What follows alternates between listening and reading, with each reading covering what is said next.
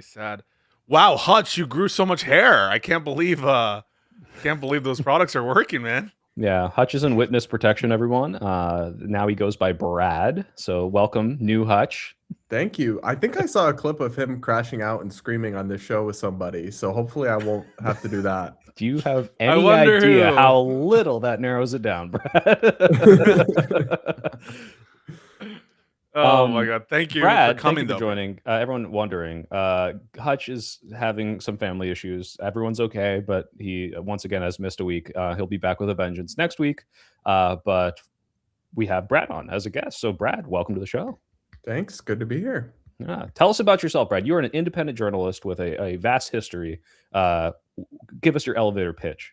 Oh, well, a vast history. I would love to dissect that as a descriptor, but I would describe myself as a right of center politically, but a little bit politically homeless these days. I obviously was a very big critic of Biden Harris, so I was a little bit ran more in conservative media circles, but I'm extremely critical of the Trump administration this time around. I was in the first Trump term. I'd never endorsed Trump. I never voted for Trump, but there was a lot more I agreed with. And I viewed the people that ran it with a lot more seriousness and respect than I do this time around. So I was a little bit more ingratiated in the conservative media ecosystem back then, but now I'm kind of off just in the wilderness on YouTube and podcasting. I talk a lot about, I do a lot of media criticism, which we're going to get to Fox News, which I've had to roast as of late after having been on there a lot of times over the years. I'm probably banned now, but I do a lot of like internet bullshit and just kind of infotainment content. And then I give some serious political analysis, but yeah, I'm off in my own little space because I don't really fit in the GOP, but I'm certainly not a Democrat or going to be welcome in progressive circles anytime soon. I have an observation, Brad.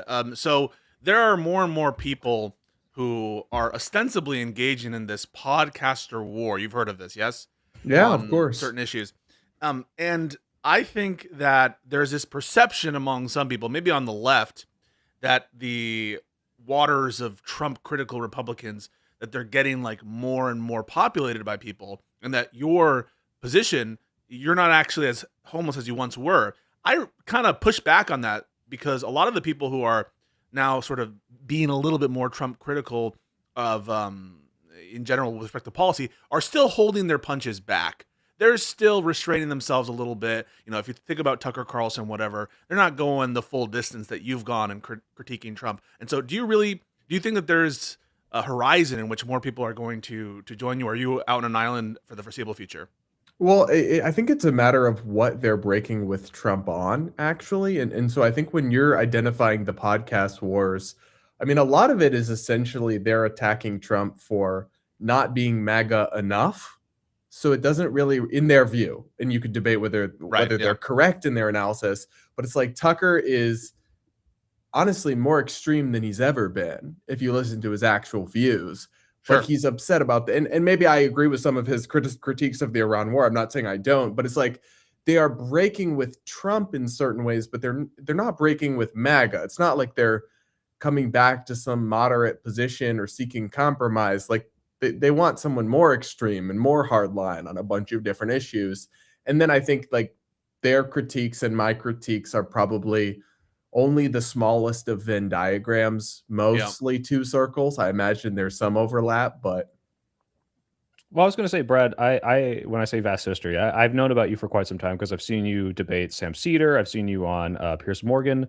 And I always got the impression you were more like, I guess, libertarian. You said center right at the beginning, but maybe could you go a little more in depth, like your political journey of kind of tepidly agreeing with some of the Trump policies back in 2016 to the full on like disavowal of like MAGA as a movement. The tax cuts. Yeah. You love and the tax cuts. Well, where you sit with that now and like who maybe your ideal candidate would be if you were still to vote, like if you would be Republican, if you would be more independent, like where would that come from?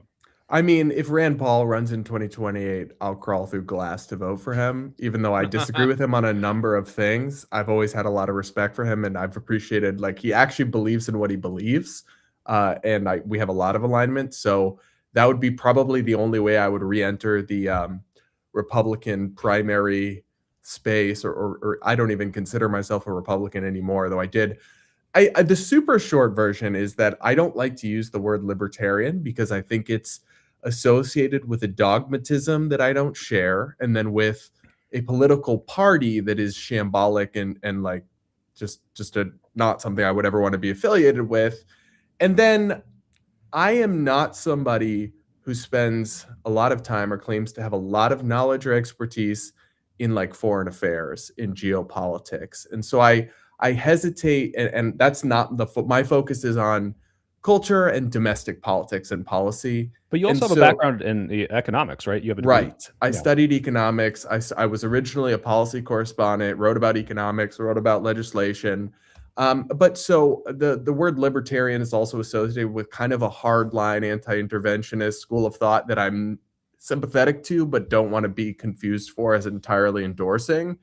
And regardless, it's a label, and labels tend to turn people off, but it's the closest label, maybe classically liberal, though no one knows what that really means.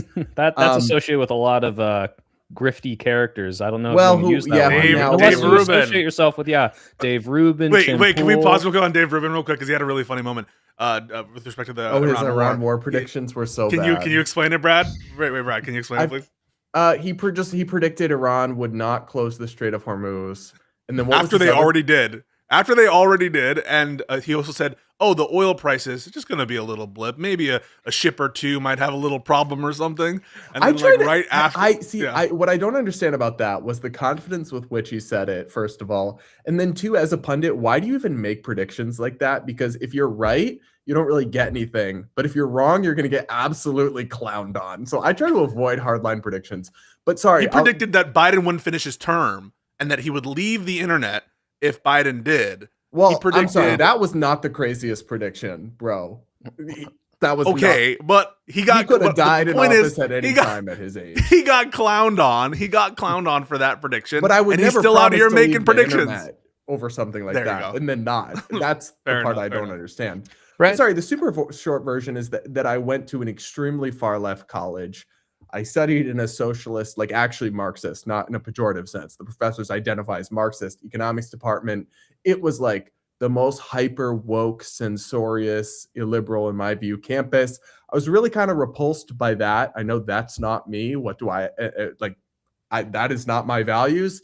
And so then I kind of went through a journey of figuring out what are my values, because Trump was running for president at that time. I was never really a fan of him. I ended up voting for Gary Johnson in 2016. What is Lepo in hindsight is so quaint, right? The fact that that was a disqualifying moment and now we have all these moments, it really, maybe it shouldn't have been, but It's almost nostalgic, yeah. And then over time, Or the scream from that guy. The Oh my bean God, I'm not remembering scream. his name. Yeah, Yes. yeah, Yeah. that too. Anyway, over time, I started working in conservative media. As the Trump years progressed, I realized like maybe I was more on the libertarian side of things, that I was more interested in new media and the internet. My first boss at a conservative magazine was telling us, you guys should be focused on what's happening on cable news. And I'm like, well, what about what's on the homepage of Reddit? And he looks at me and he goes, what's Reddit? And I'm like, oh boy. This is I'm gonna have to make my own path here, because the other thing about me is I've always been kind of a little, maybe arrogant's not the right word, but I've always backed myself and I've never wanted to wait my turn. There's a lot of that in conservative media. It's like, well, if you wait 20 years, maybe you can be a Fox News host or whatever. I'm like, no, I'm going to start yapping now. And I'm uppity like that. And so I had to make my own way, built up a small little audience that sustains me in my own little corner of people who are somewhere. I mean, they're all over the place politically, actually, that watch me, but I'm saying, like, in terms of myself, definitely still more center right. It's funny because the values that I believe in have not changed. I had somebody close to me who watches my podcast, but is not like a political person, be like, you've been sounding very liberal lately. And I'm like, well, what do you mean? And they just listed a bunch of examples of me criticizing Republican politicians. And I'm like, you understand that's not what the word liberal means in the political, that's not an ideological thing. Conservative is not supporting Republicans and liberal is supporting like those are I'm like, I haven't changed a single position. So the things that I believe in, essentially moderate social views, not socially conservative or traditionalist, but not woke or progressive. free market economics, fiscal hawk, deficit hawk, conservatism, free speech, limited government, constitutionalism. Those things all made me like a far right fascist, transphobic bigot or whatever for years. And now those things make me an anti-Trump rhino libtard. So well, you could be both. We might explore this later, but we don't get to get too contentious before the news. Also, Guy, speaking of being patient and waiting your turn, which Brad doesn't like doing, you were waiting your turn. I saw you. You wanted to say It's something. all good. He's our guest. I'm curious, Brad, were you on the Trump train in 2024? No, God, no. No? Okay. So did you vote for Trump in 2024? I've never voted for Trump. I voted for Gary Johnson in 2016. I think I was going to vote for George Jorgensen in 2020 and then just did not bother. And then in 2024, I voted for Chase Oliver, the Libertarian Party nominee. Wouldn't vote for a black woman, huh? Too woke?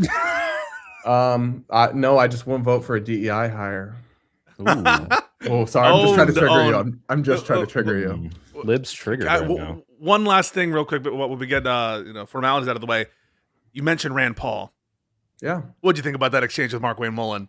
So Mark Wayne Mullen, for the audience who doesn't understand, he is up for DHS secretary to replace Kristi Noem, who did a wonderful job. And they had a little bit of a hearing, a little bit of a spat. What were your thoughts? I'm Team Rand Paul, and I don't view it as a personal grudge the way that some people in conservative media have tried. I view it as a fitness thing. Like, for me, political violence is a red line, and it's a character and fitness test. And to not be able to apologize for it is insane. Was it political violence or was it neighbor violence? I should clarify. They weren't fighting over but the politics, support for it is political. So what he basically said, like, I get why they went after him. I agree with you. I should be clear. Rand Paul's neighbor did not assault him for political reasons, but the celebration of the violence against Rand Paul is because people hate his politics. And so that's what I'm saying is like a political violence issue. Well, but Rand Paul did say in that exchange with Mark Wayne Mullen that his neighbor is a Trump hater or something like that. So he was implying to some degree that it was politically motivated. I don't think that's been necessarily proven or borne out. That's not my understanding of it. Maybe it also doesn't matter because the support by itself, even if it were or were not. I mean, if it were, that's just like extra gravy, I guess. But also the exchange that happened with Sean O'Brien, I think he's still the That's president. what I was saying. He's a union guy. Teamsters, I think. Mark Wayne Mullen is unhinged.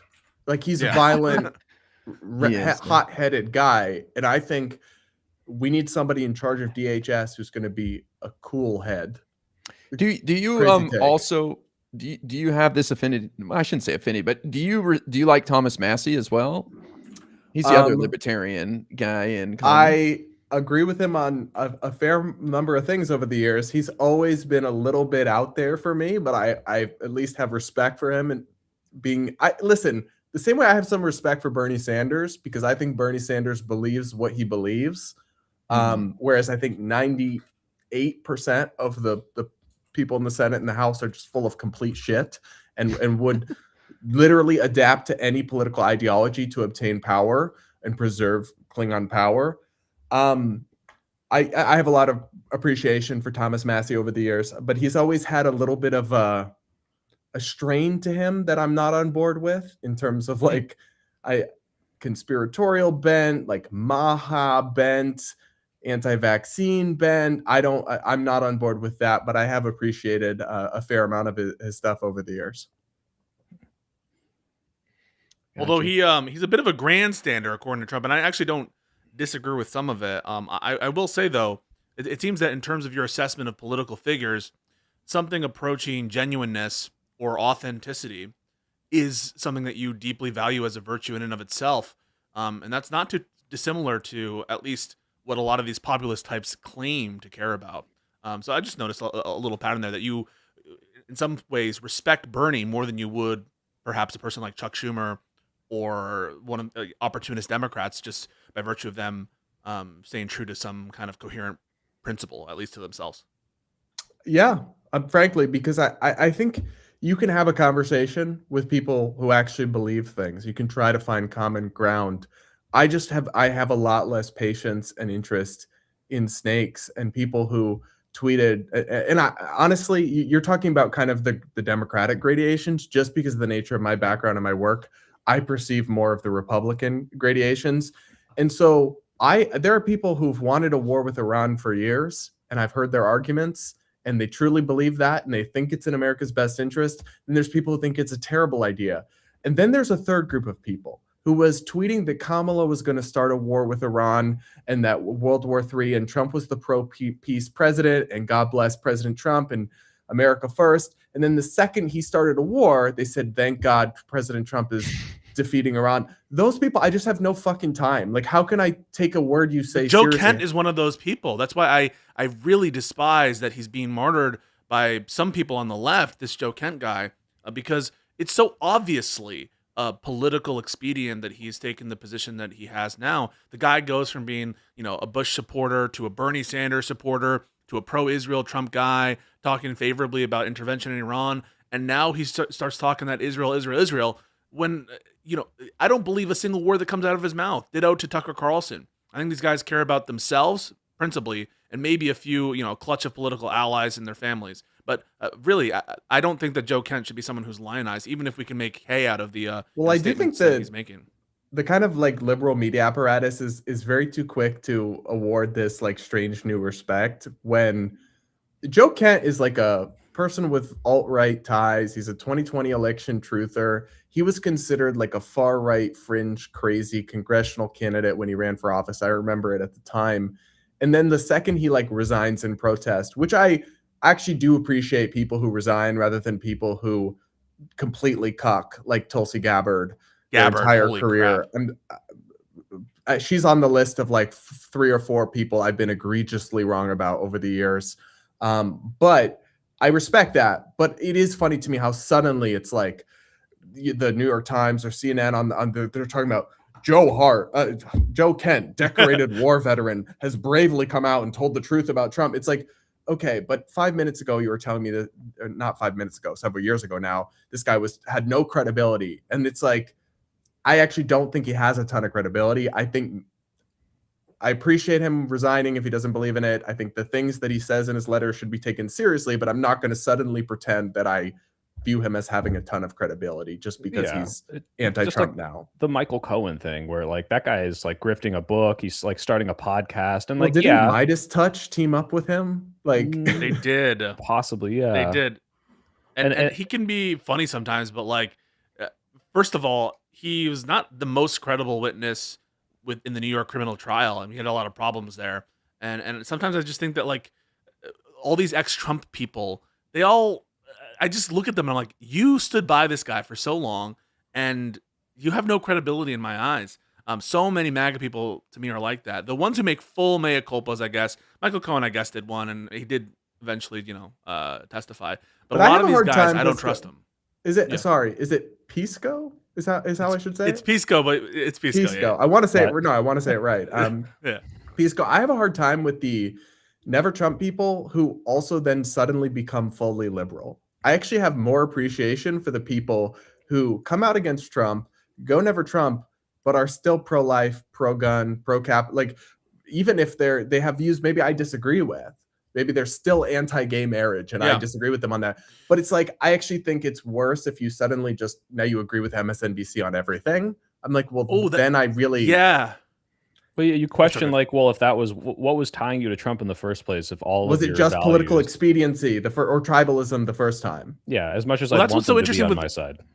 With some of these neocons coming out, and sorry, there's a bit of a delay, so I don't mean to interrupt you guys. There's a bit of some of these like David Frum types, these people who were big war hawks, or who supported Bush. I don't know so much about the Bulwark guys, but who are now like condemning the Iran war in the strongest possible terms. And I know that there's a way that you can sort of walk that path where it's like, well, I don't trust Trump to do it, and the way he did it was very unconstitutional. And listen, the constitutional issue is very salient to me, but I do find it funny sometimes that the Bulwark is really shifting towards like almost pro Mamdani at times, almost very willing to embrace liberal candidates. The hate for Trump is so strong.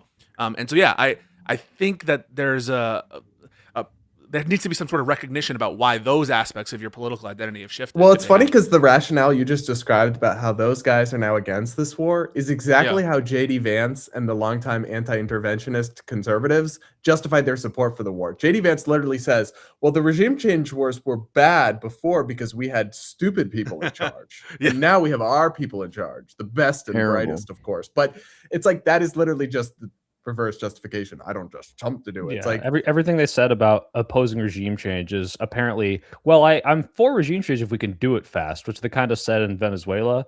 And now they're like, yeah, as long as Iran's over in 2 weeks, I'm cool with it. We could just keep doing this. Cuba's next. All right, cool. Like it's very strange how it's like, oh, well, my principle was never anti-imperialism or regime change. It was just that Americans were dying, even though that's clearly not what they meant. Brad, I'm curious. I've never voted third party. And so it feels like you're aware that the candidate's very unlikely to win, but why would you still do that? I guess, like, because I guess my concern is Kamala or Trump is going to get closer to the vision of this world I want to see, even as a third party voter.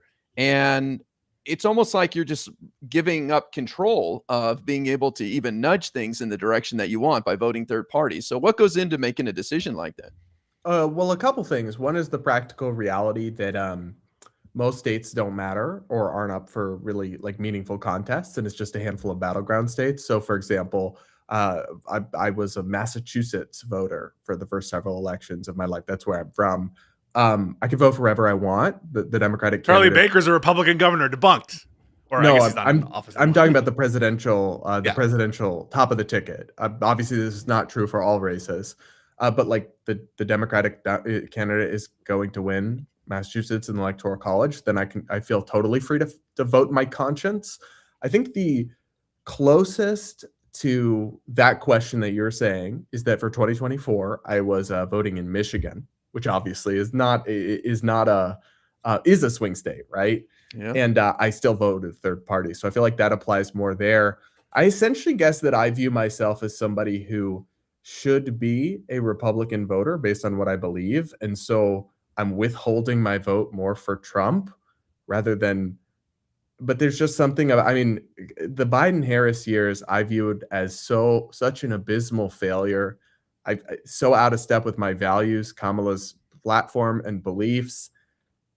I also think I take a longer term vision to it as well, that it's like, it's only a throwaway vote until enough people over time do it. And if you just give people, like, you can become a constituency that people feel the need to pander to by withholding your vote in some contexts.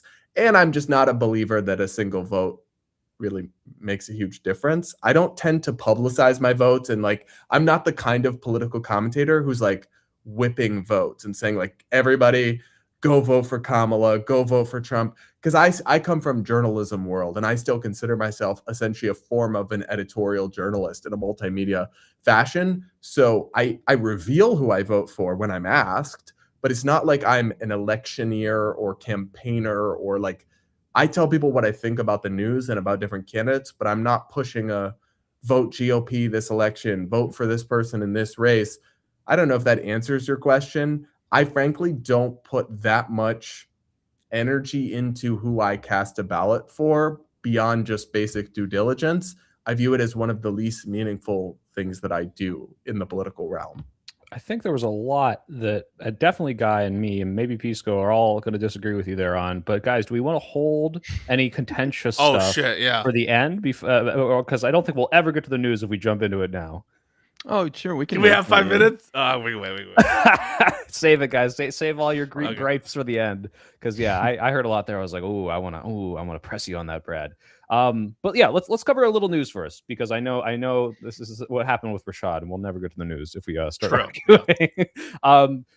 We were talking about this a little before the stream started, Brad, but you commented on Fox News coverage of Robert Mueller's death, and I wanted to show, for those of you who have not seen it, the tweet that Trump sent.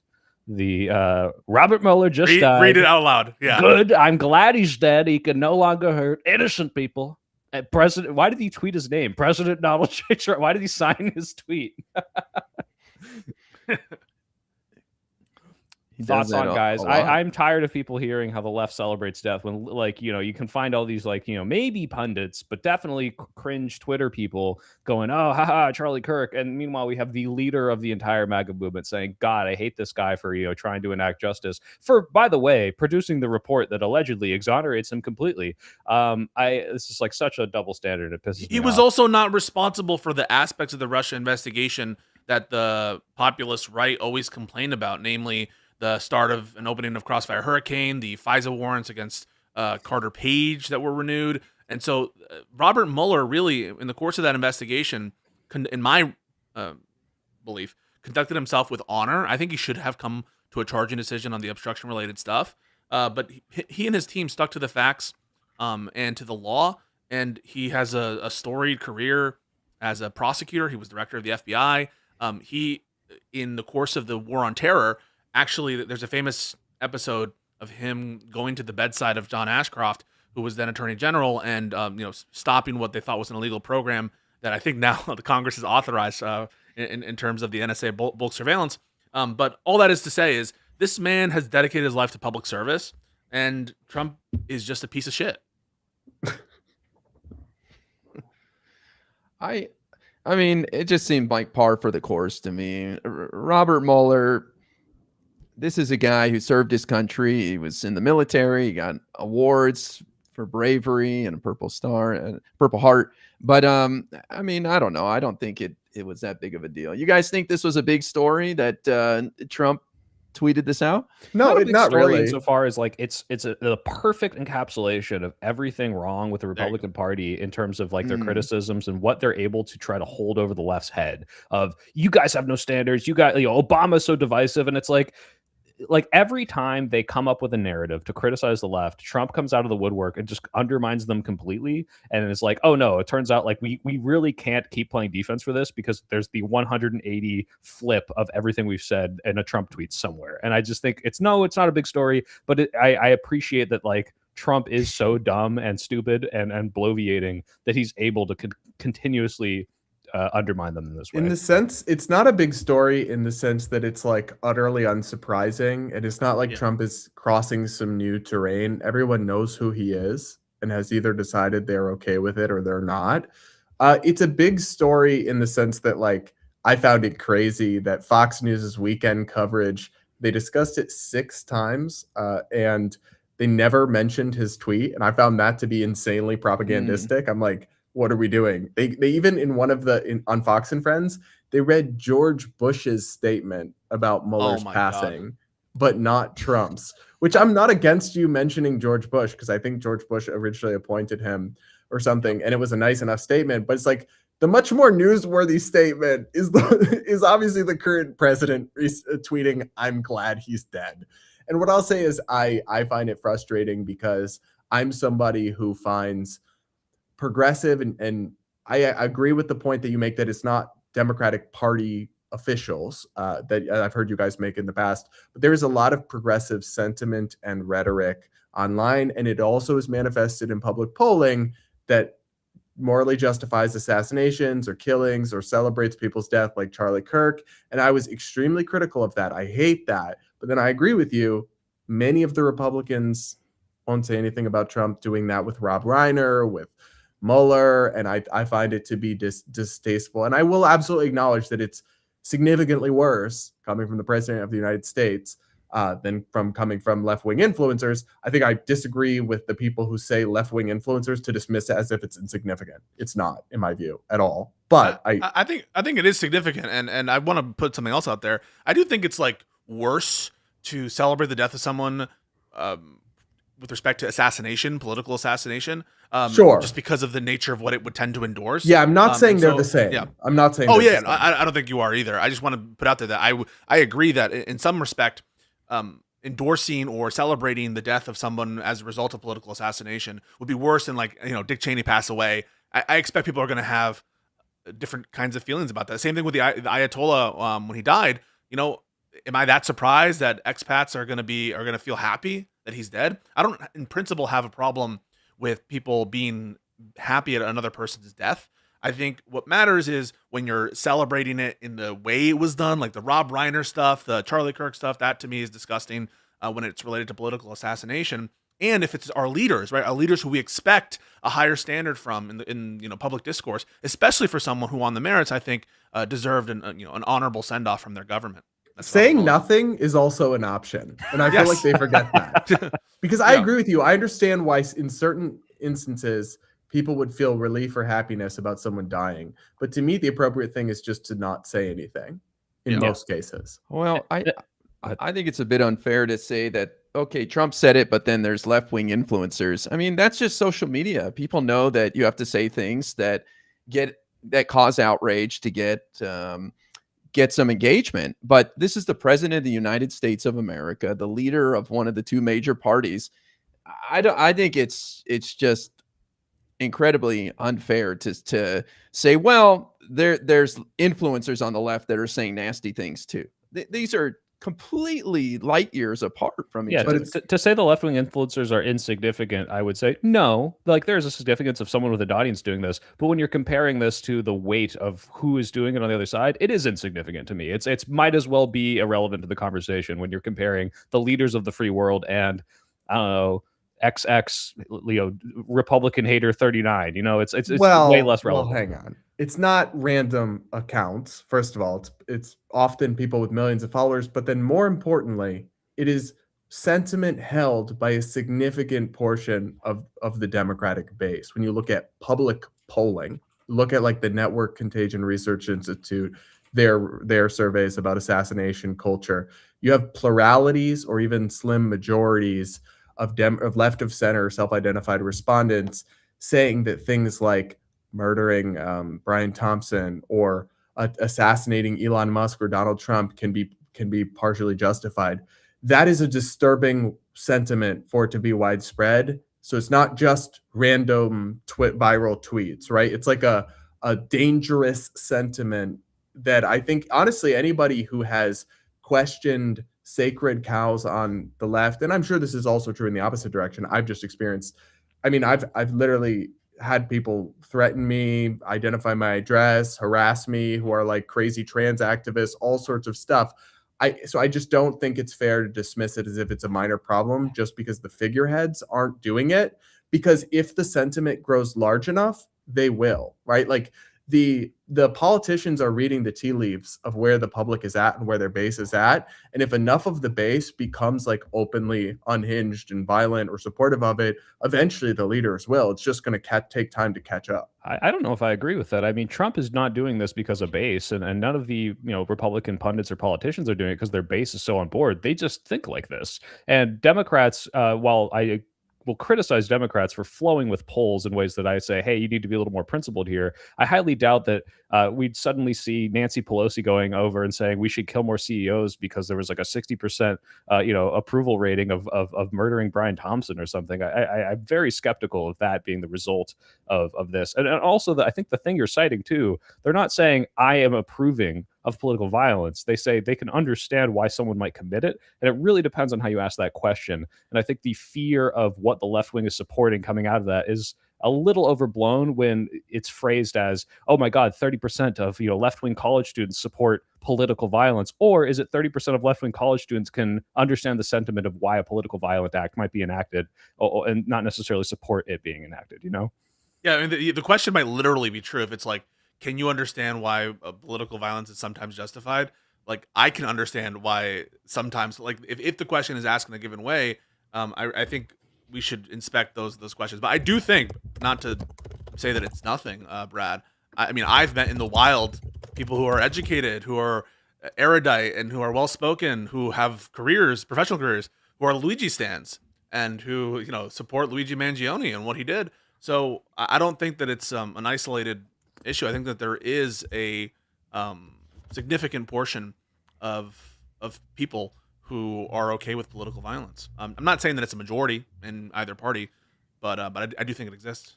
Well, I'll go even further. I'll say that there's a quarter probably of both sides that would answer that question that way. I mean, I'm sure if people on the right, if asked that same question, they would probably say, sure, I support political violence too. So I think those two cancel each other out. But we're talking about the president of the United States of America engaging in this rhetoric.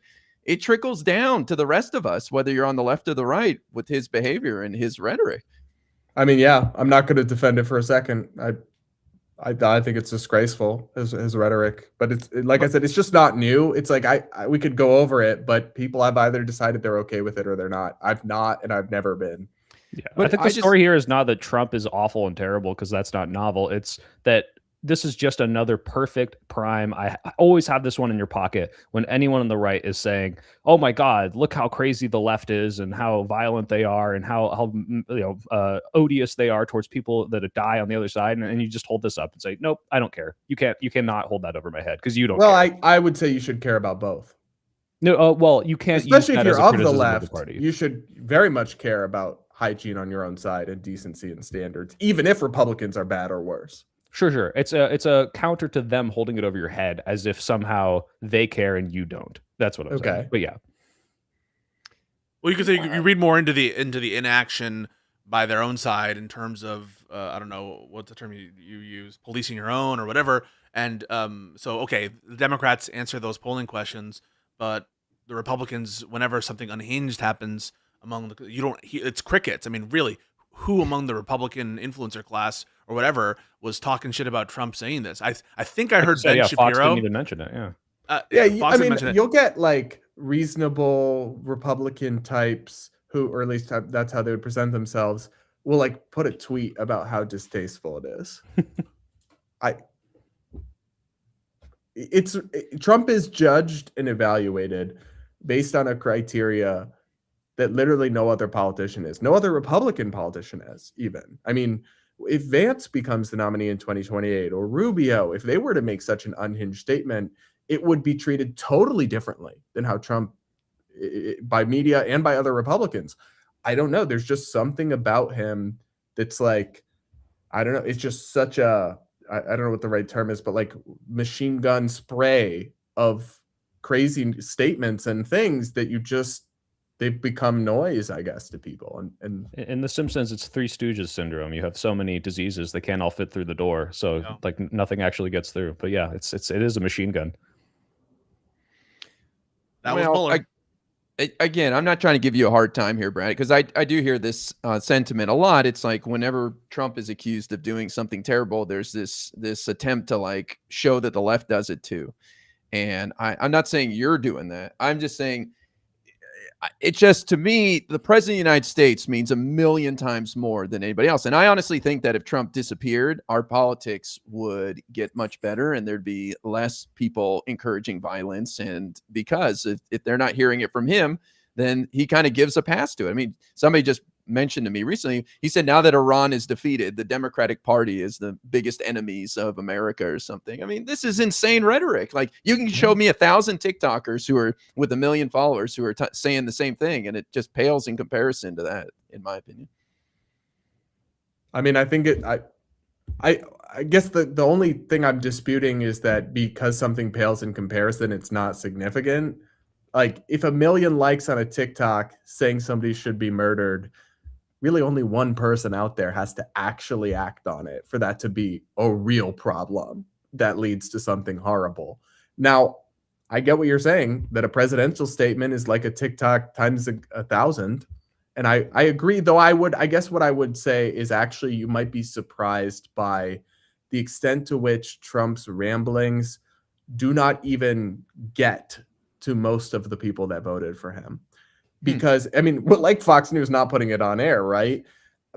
No one looks at Truth Social except like the 2% most hardcore of his base. His statements. And Blue Sky.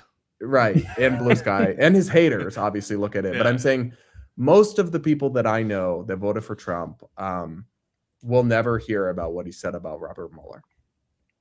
That's interesting. I will say that I think that Brad did put out that carve out about the differences in important positions. So I do think that you're not saying that they're exactly the same or that you don't put extra importance on what the president says. And I also do agree that since he moved over to Truth Social and there's no character limit, in some ways his messages have been a lot less pithy, a lot more like these big blocks of text, almost like how JD Vance sometimes tweets in terms like, of its I length. barely even read them all when it's like that big ass wall. It's like, yeah, it's but this one was one of the classic style, like very short and pithy, controversial statements. But that said, I don't know how many of these people are engaged in what he's saying on Truth Social. I happen to agree with that. And to me, it's not humongous news. It's just another indication of the massive hypocrisy and how disgusting this person is. This person who, Trump claimed vindicated him in the whole Russia story. That's a point I hadn't actually remembered, Pisco, that Trump really did claim the Mueller report exonerated him, is the word used. And it's like, then why do you hate him so much? Which I don't think it did exonerate him necessarily, though it poured cold water on some of the accusations against him, perhaps. But like, that's an interesting inconsistency I hadn't thought of. If it exonerated you, shouldn't you be maybe not despise him so much? Like, same. He's like the Epstein files, which prove it was totally like not me and I didn't do anything, which are also a total hoax, which also shouldn't be released. And it's like, wait a minute, like you can't say all three of these things and hold the same position. But that's his defense. It's, oh, I just am going to say that this exonerated me. Well, you mentioned a moment ago how like Trump, for whatever reason, and I think it's probably accidental, tends to like say something that pulls the rug out of the latest defense for him. And he really does do that.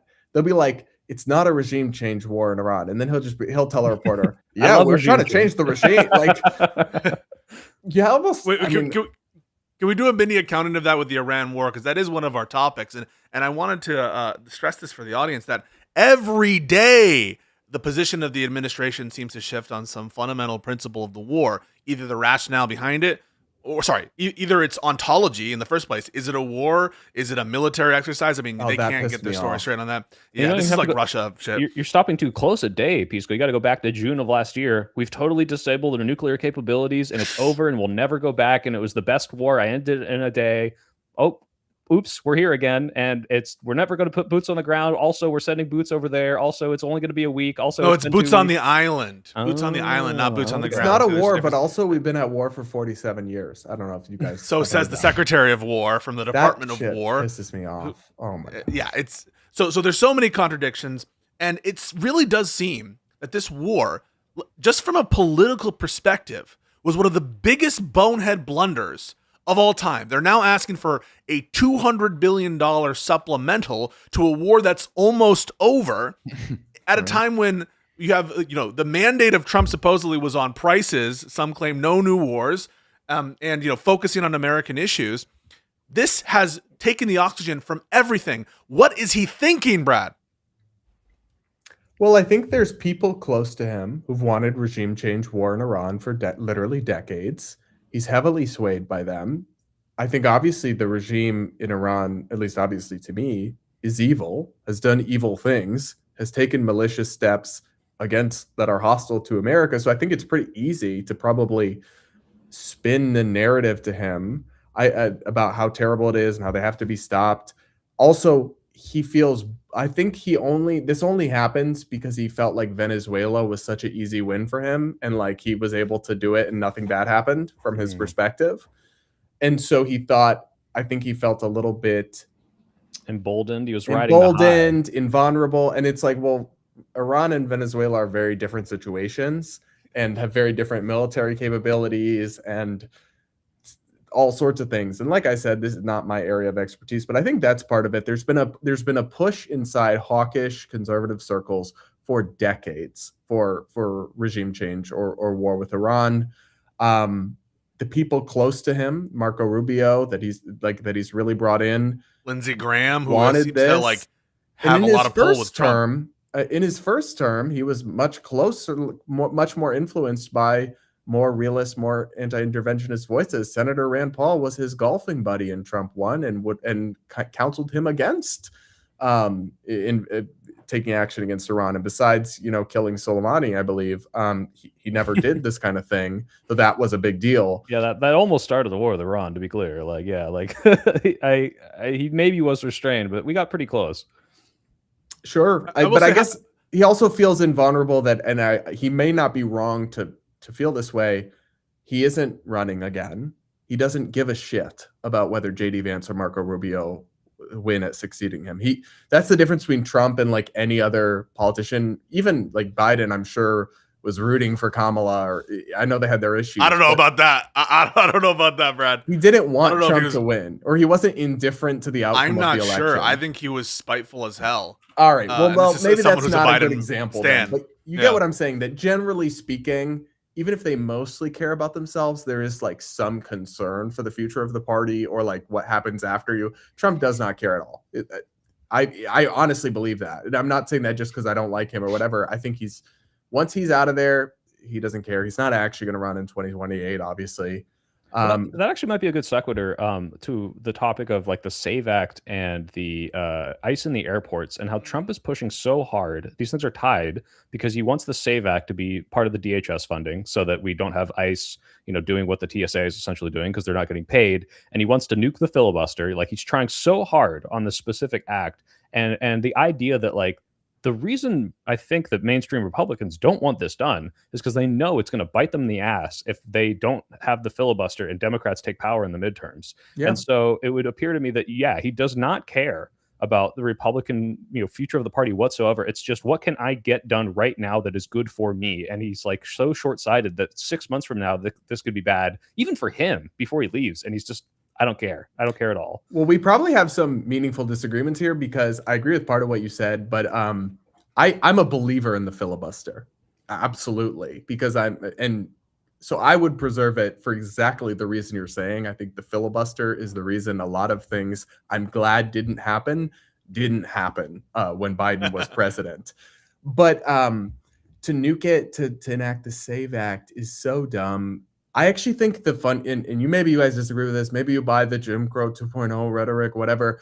The SAVE Act to me, it would have no meaningful impact. It'd be like Georgia all over again, where we were told it would have negligible impact on voter turnout. Why do you say that? I'm curious. Well, let's take a step back before we say anything. What do you think the complaints from the left are? And then why do you think those complaints are overblown? Well, so the SAVE Act has two things, right? It has voter ID and then it has proof of citizenship. And the proof of citizenship is the real controversy, right? The registration requirements when you vote, having to prove your citizenship by showing some conjunction of a passport will display your citizenship, a birth certificate as with a state ID of some form will prove your citizenship. And the complaints from the left are largely about the proof of citizenship requirement, less so the voter ID, though there is longstanding complaint about that and disagreement with that. And it's mostly that this is imposing some kind of tax, or it's going to be hard for minorities or women who've changed their names to prove their citizenship.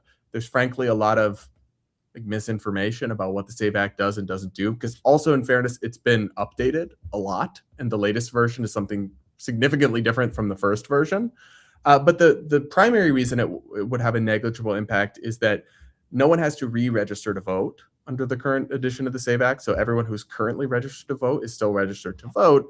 And then even the provisions that may have proved burdensome in the original bill, for example, for married women, which, by the way, is now a Republican voting demographic, not a Democratic voting demographic. So even if they were suppressed from voting in some small percentage, it's not going to meaningfully rig the elections. That's the claim. The claim is that it wouldn't change turnout numbers. Yeah, and I actually am not. Yeah, go for it. Well, I guess I have I have voter suppression fatigue. I've been told so many times that Jim Crow 2.0 is here. Like in Georgia, Biden said it. All the Democratic politicians, when they enacted their election law a few years ago, then they had the highest record turnout just a couple of years after the Republican legislators enacted restrictive voting changes, and then they broke the record for voter turnout. It's like people aren't. But that's not evidence of it not happening. That's just voter turnout being higher than whatever suppression tactics were used. Well, actually, I think if it was actually Jim Crow 2.0, you wouldn't have then had the next election shatter voter turnout records. Sure, if you're suggesting that the comparison is a little disingenuous, I'm wait, hang on. Jim Crow relates to the purpose behind the restriction,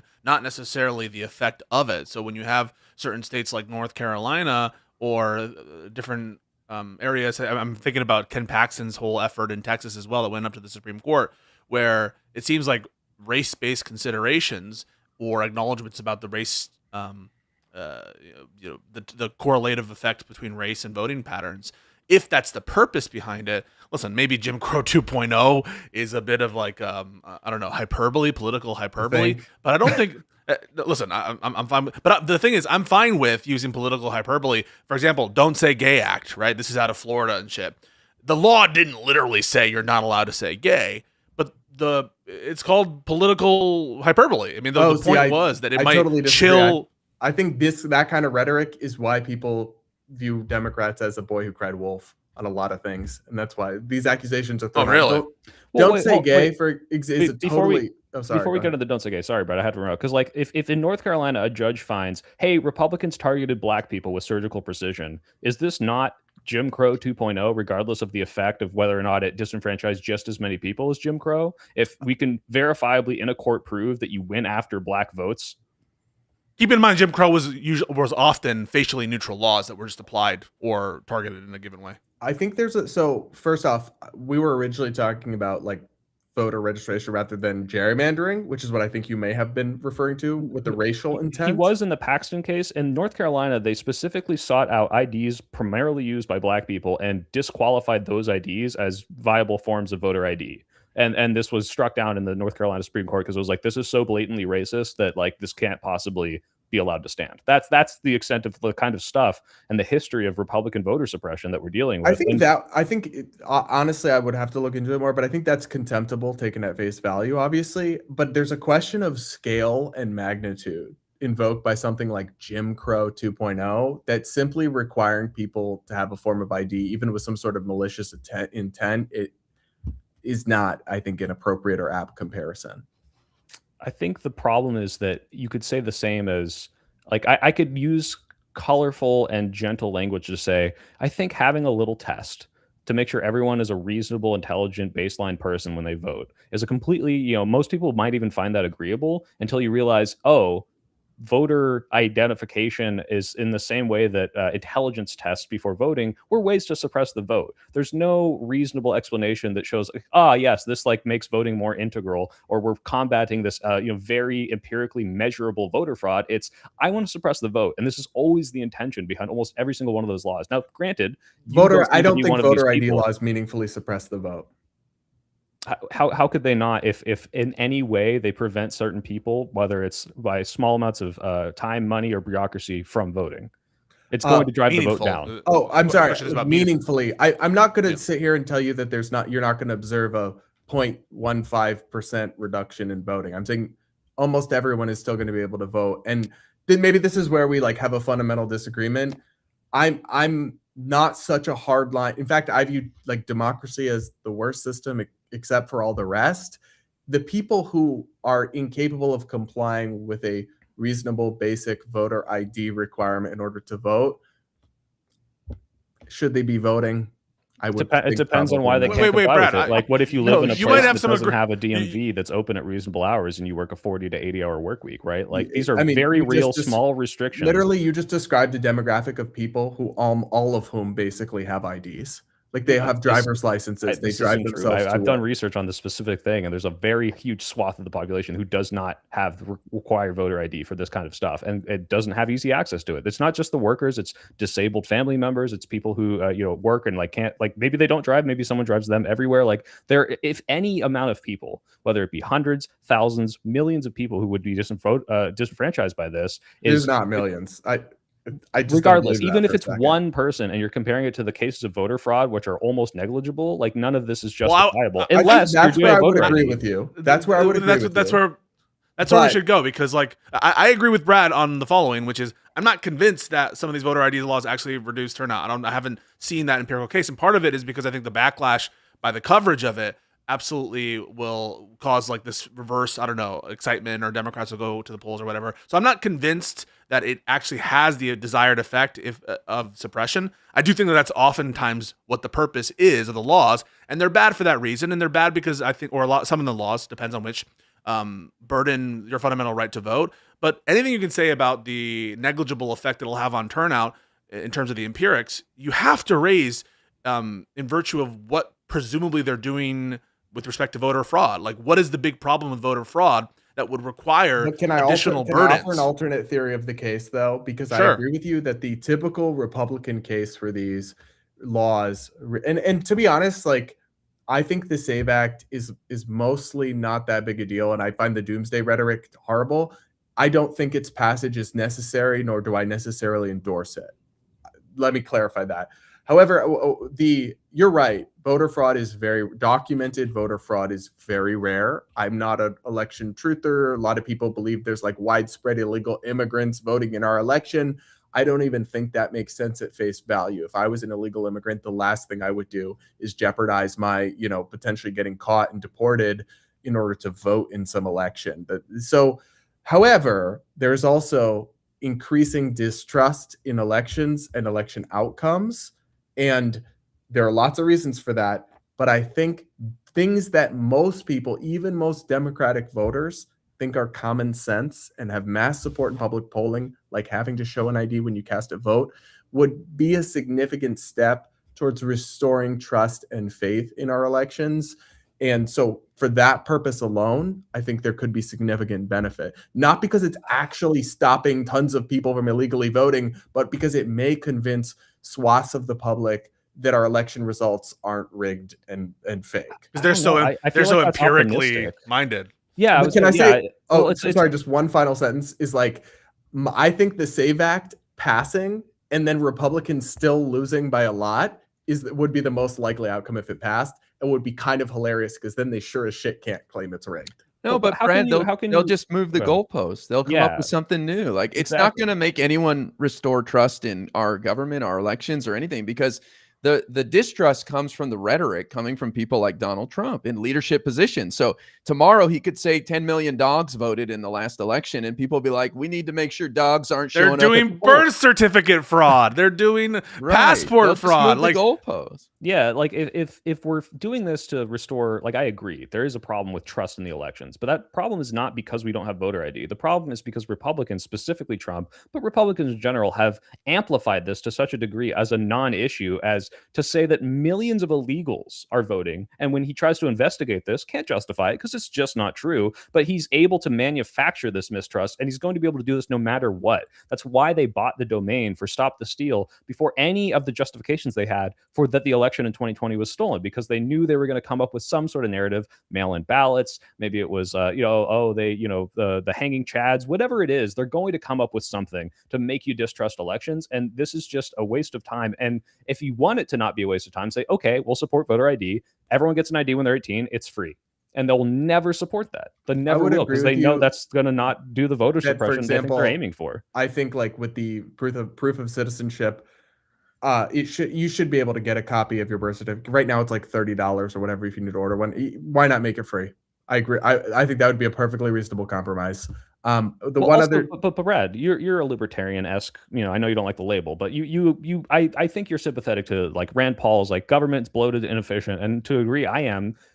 Do you think that it's fair and is not going to cause voter suppression if everyone needs to go to the DMV at some point within a month and timely get the documentation they need to vote? Because I can see that going wrong in so many ways. I don't trust the DMV type government to be fast enough to let everyone have what they need to vote.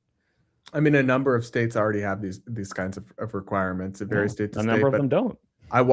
So I'm saying, and people are able to figure it out here. The DMV in Florida, where I am now, is actually remarkably efficient. It takes away my libertarian talking point. Well, you're in Miami, right?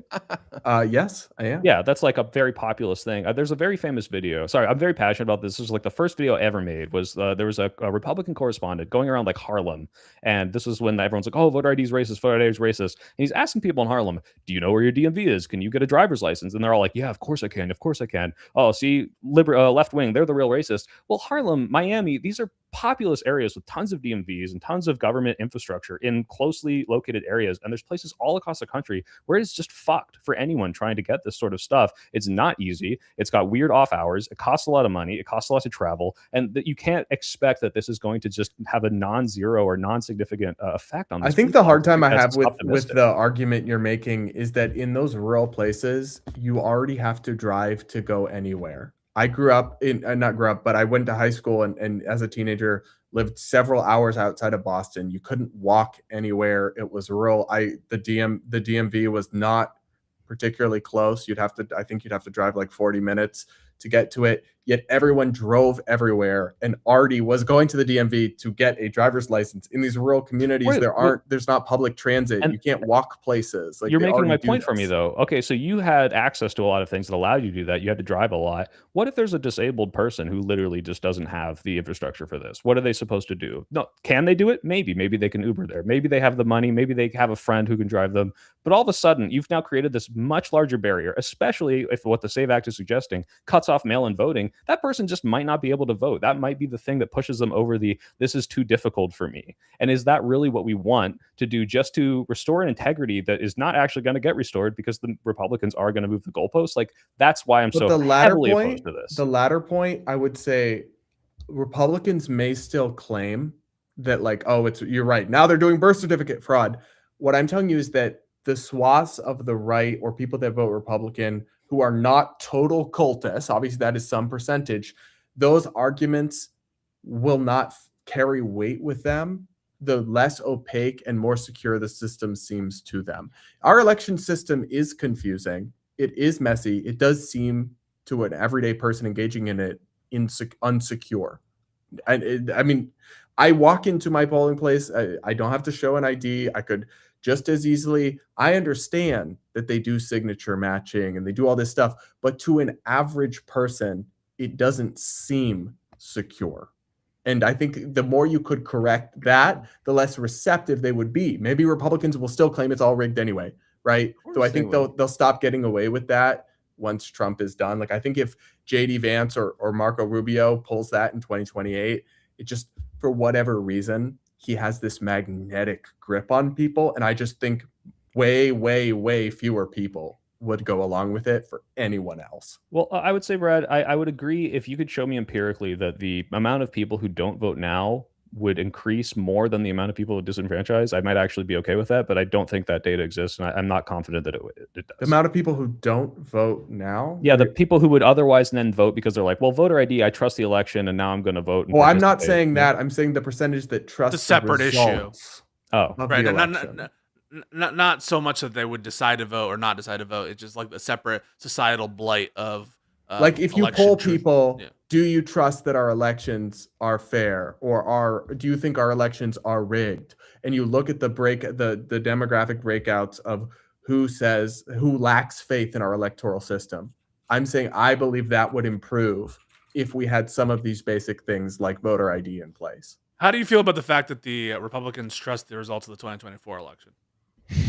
Well, that's why I think it's bullshit. The same way that, like, in 2020, some of the members of Congress that were complaining or supporting Trump, saying the election was rigged, literally had won their own races by 1 or 2% on the same ballots in the rigged election.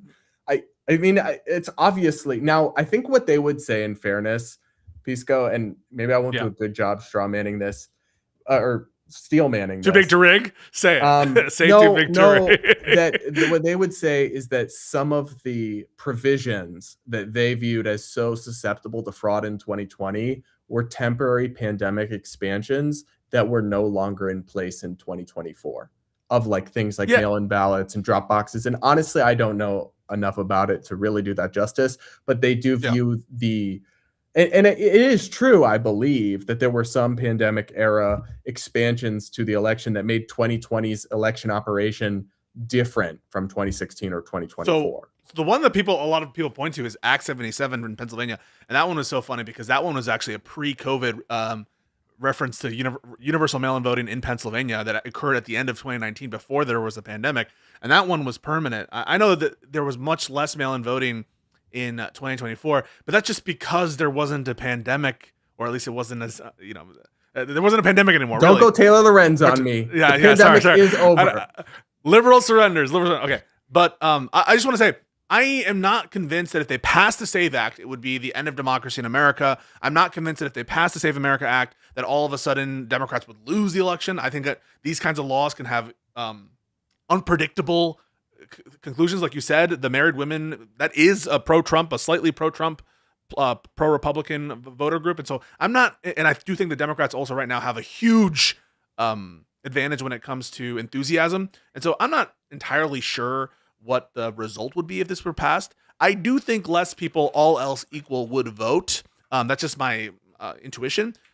But more than that, for me, the principle is just burdens on fundamental voting, on the fundamental right to vote. And that if we're going to have a burden on the fundamental right to vote, let's think about what is leaving behind ample opportunities to vote, what is too burdensome, what is not burdensome enough, or sorry, what is necessary for security. And in that context, I don't think that it's necessary for some sort of like huge societal problem, and I'm against it on that ground. If you're going to burden a fundamental right, it's not like we're talking about driver's licenses here. We're talking about one of the core rights that Americans have. But yeah, I don't know if they pass it, it'll be the end of the world. I think it's cope. All the Republicans who say we need to pass this and this is the big issue, it's cope. The Trump administration is sinking. They're not doing a good job, and this isn't going to save them from that. Well, I'll go further than you guys. I hope they do pass it, because that means we get rid of the filibuster. And I'd be curious, Brad, to hear your thoughts on why we should keep the filibuster. You said it stopped the Biden administration from doing some stuff you disagreed with. I think it just holds back progress. Each side should be able to enact the policy they ran on that people voted for. The spirit of the filibuster has been completely lost in today's day and age. Nobody's interested in compromising and working with the other side. And it just leads to obstruction, which prevents Congress from solving modern day problems. And we have these outdated laws that are failing to rise to the occasion. I say, let's get out of the way. Let each side pass what they want. I believe the Republican Party's legislative agenda is so toxic, like the trans stuff in the SAFE Act, that they'll be thrown out of office in the next election and they'll suffer mightily. So I'm all for it. Go ahead, pass it. And also the Wall Street Journal's editorial board said this would hurt Republicans more than Democrats, because Democratic voters are more likely to have the documents than I agree with that Republican assessment, actually. Democrat, increasingly the party spaces are switching, and you have more affluent, more educated people leaning Democrat, and they will be better able to navigate any hurdles than like lower income working class people, generalizing here. So I agree with you, which is one more reason I don't buy the idea that the SAVE Act is Republicans rigging the election for themselves. On your point about the filibuster, that's the point, that it blocks what people think is going to be progress. It is a counter-majoritarian institution by design, and that's, to me, why I like it, in that I think it is probably bad from a policy, like especially with economic growth and long-term. What you need is consistency and reliability, and that's been part of what is harmful about a lot of Trump's like crazy tariffs and stuff, is the instability of it all. For investment decisions, these kinds of things, having massive economic and society-wide policy swinging like a seesaw every 4 years. Obamacare instituted, Obamacare repealed. Massive tax hike instituted, just kidding, we undid it. Like $20 minimum wage enacted, just kidding, it's back to $7.25. That is like deeply harmful. And but Brad, is it more harmful than inaction and public completely losing faith in the institution itself? Yes. I would say yes. I think that we have enough counter-majoritarian institutions in this fucking country. The Senate already was designed with that in mind. The presidency just reflects it back from the Senate. We have, obviously, the mere fact of state governments themselves that in many ways replicate this this counter-majoritarian impulse, the existence of state sovereignty, in other words, to say nothing of how the apportionment happens and how we have far too few members of the House of Representatives to account for the growth of the population. And so I don't know why we need to add another level of counter-majoritarian impulse that's not in the framework of the Constitution. Well, no, preserving it, and it's not a constitutionally mandated thing. The Senate is empowered to create their own rules, and so this doesn't have the same kind of like gloss that the framers, their design had. We're adding another level. We might as well add a filibuster for the House of Representatives while we're at it. Yeah, Brad, I appreciate it's supposed to be like the whims of the Democratic moment. That's why they're constant, and that's why the House is so much. And worse the Senate than is not, and that's why the Senate has 6-year elections. That's why the Senate has staggered terms, and that's why the senator is 2 per state as opposed to a population referendum. But that's an extra thing. That's an extra thing that's not mandated by the Constitution. Why do we need more than that's already preserved? Oh, sure, but like, why do we need more counter-majoritarian impulses to a body that's already incredibly anti-majoritarian? Yeah. Or why can't we actually build consensus around things. Sorry, and then it's replicated again because the president has the veto, and the presidency, of course, is determined in virtue of your Senate plus your House of Representatives. So it's counter-majoritarian all the way down. It's a complete bumble, and they're inactive and they're hated. Brad, Congress is despised. Their approval rating is so fucking low. The House is more despised than the Senate, and the House is much more Democratic than the Senate. I don't think true? It being 13% approval or 12%. I don't know if it makes much of a difference. But I'm a filibuster appreciator. On paper, it makes sense. You have to work with the other side. You have to have their input. Nobody gets railroaded by the majority. It makes sense, but it's not working. It's not working. That's the problem. I guess what I would say is do you guys remember how the process played out with the judicial filibuster? Oh yeah, that went away in 2 seconds. Yeah, that went away in 2 seconds, and it didn't. And principle was thrown to the wind. How did it go for Democrats? Democrats lived to regret. Oh, my naive Brad! My naive Brad. So you actually think that if it were the case that the Senate, oh my God, he just died, Senate Majority Leader Harry Reid, that if Harry Reid hadn't fucked around with the filibuster for the lower federal judges, that we wouldn't have seen the end of the filibuster for judicial nominees during the Trump term? You can't be that naive. They would have gotten rid of it entirely anyway. Possible. No fucking shot. You've seen Trump. You've seen now a decade of Trump. You've seen the kind of magnetic hold he has on Republicans when it comes to his nominees, et cetera, et cetera. And yet they literally won't get rid of the Senate filibuster today. Granted, they won't get rid of the short of scrapping it today. Granted, they won't get rid of the legislative filibuster because that doesn't serve the interests of the Republican senators because they don't want it. But they would think very differently about putting in some federalist judge. If it really was in the interest of the Republican senators, they would get this shit done. They don't want to get it done because they like having some more security on their votes and not being blamed on shit they don't want to pass. I'll just let you know, I don't think Lisa Murkowski or half these Republican senators even want to pass the SAVE Act.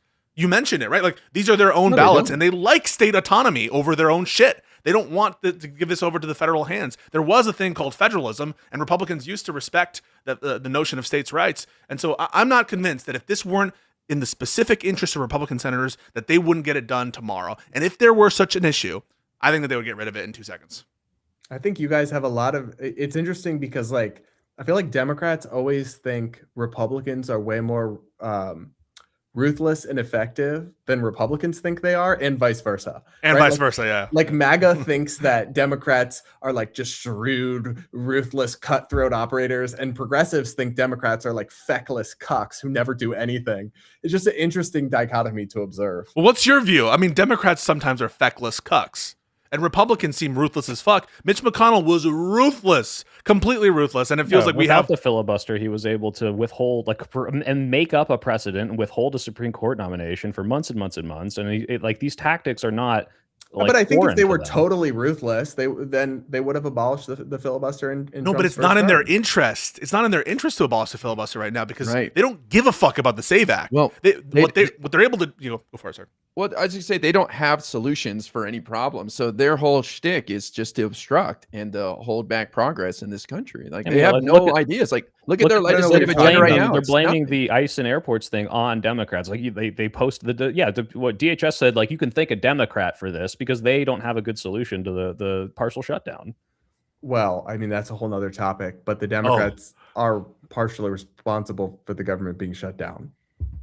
I disagree. I put it 100% on the Republicans' feet. They control whether the filibuster exists or not, and they're not engaging in good faith with the Democrats. Oh, well, I guess the filibuster question is different, but I'm saying accepting the filibuster as the status quo, Democrats withheld the votes that led to the partial government shutdown. Right. Which is fine. That's their right, but... Well, but the Republicans unilaterally control if the filibuster stays in effect for DHS funding, and they've chosen to keep it, meaning they want to work with the Democrats, but yet they refuse to compromise. Okay, I don't think that's fair. Like this is how the budgeting and funding always works, and the fact that they could rip up the rules that have been in place for a very long time to circumvent the Democratic obstruction doesn't mean the Democrats. Well, it's not just that, Brad. I mean. it's not just that. I mean, they've tried to pass quote unquote clean funding packages for the other components of DHS as well. On that logic, those would not be bypassing normal rules. Democrats have proposed standalone TSA funding. Now, from the Republican perspective, it would be insane to pass that, because then the Democrats could keep DHS partially defunded and ICE defunded forever, and you would have no leverage. So I just don't believe that either party has zero culpability for the shutdown. All I'm trying to say is, I think it gets down to, there's not an easy way around in my mind. It gets down to your intuitions about the merits of the underlying disputes. Like, do you think ICE is being lawless on the streets and that the asks the Democrats have are reasonable, or do you not? Well, and then also your intuitions about good faith. I guess I'm not involved in the inside baseball enough to know the extent to which Democratic legislators are operating in good faith, and you could compromise. But I think a lot of the Democratic demands for ICE are actually pretty reasonable, and the best path out of this would be, and it did annoy me that the Republicans made an offer, and 3 out of 4 of the things were just we won't deport U.S. citizens, or it's actual offer. Yes, we're gonna end masks, we're gonna have ID badges, and if you could actually get Democrats to agree to that, I don't know if they actually would, or if they're just posturing, but say that is an option. That'd be my path out of this as a Republican lawmaker, for sure. Well, just to go back to the question of the filibuster, do you see any examples of where the filibuster led to better legislation? Because you brought up your example stops bad legislation. Yeah, that's what I was gonna say. But your reasoning was it stops bad legislation, but that's not the purpose of the filibuster. The purpose of the filibuster is to. I would disagree. I would say the purpose of the filibuster is to compromise and work with the other side to get their input, so that you have a better bill that's more palatable to more people in America. But to just use it as an obstruction slim majorities from ramming through premature and half-baked policies. But why? They won. They should get to implement the policy they ran on.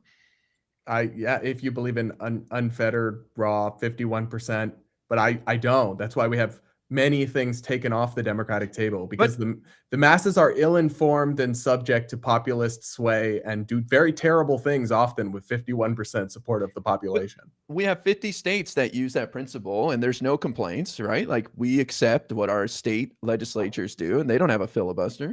Well, actually, there's still a lot of counter-majoritarian systems at the state level. Okay, so that's what I'm saying. This need for 60% of the vote is almost impossible. If you go put anything on the ballot and try to get 60% of the vote, it's almost impossible. So the fact that we need it in the Senate, I feel, just holds back legislation in general. Yes, some bad legislation is going to get through that may be damaging, but a lot of good legislation is going to get through too. I mean, I think it has to do also. That's the trade-off. I agree with you. Those are the trade-offs.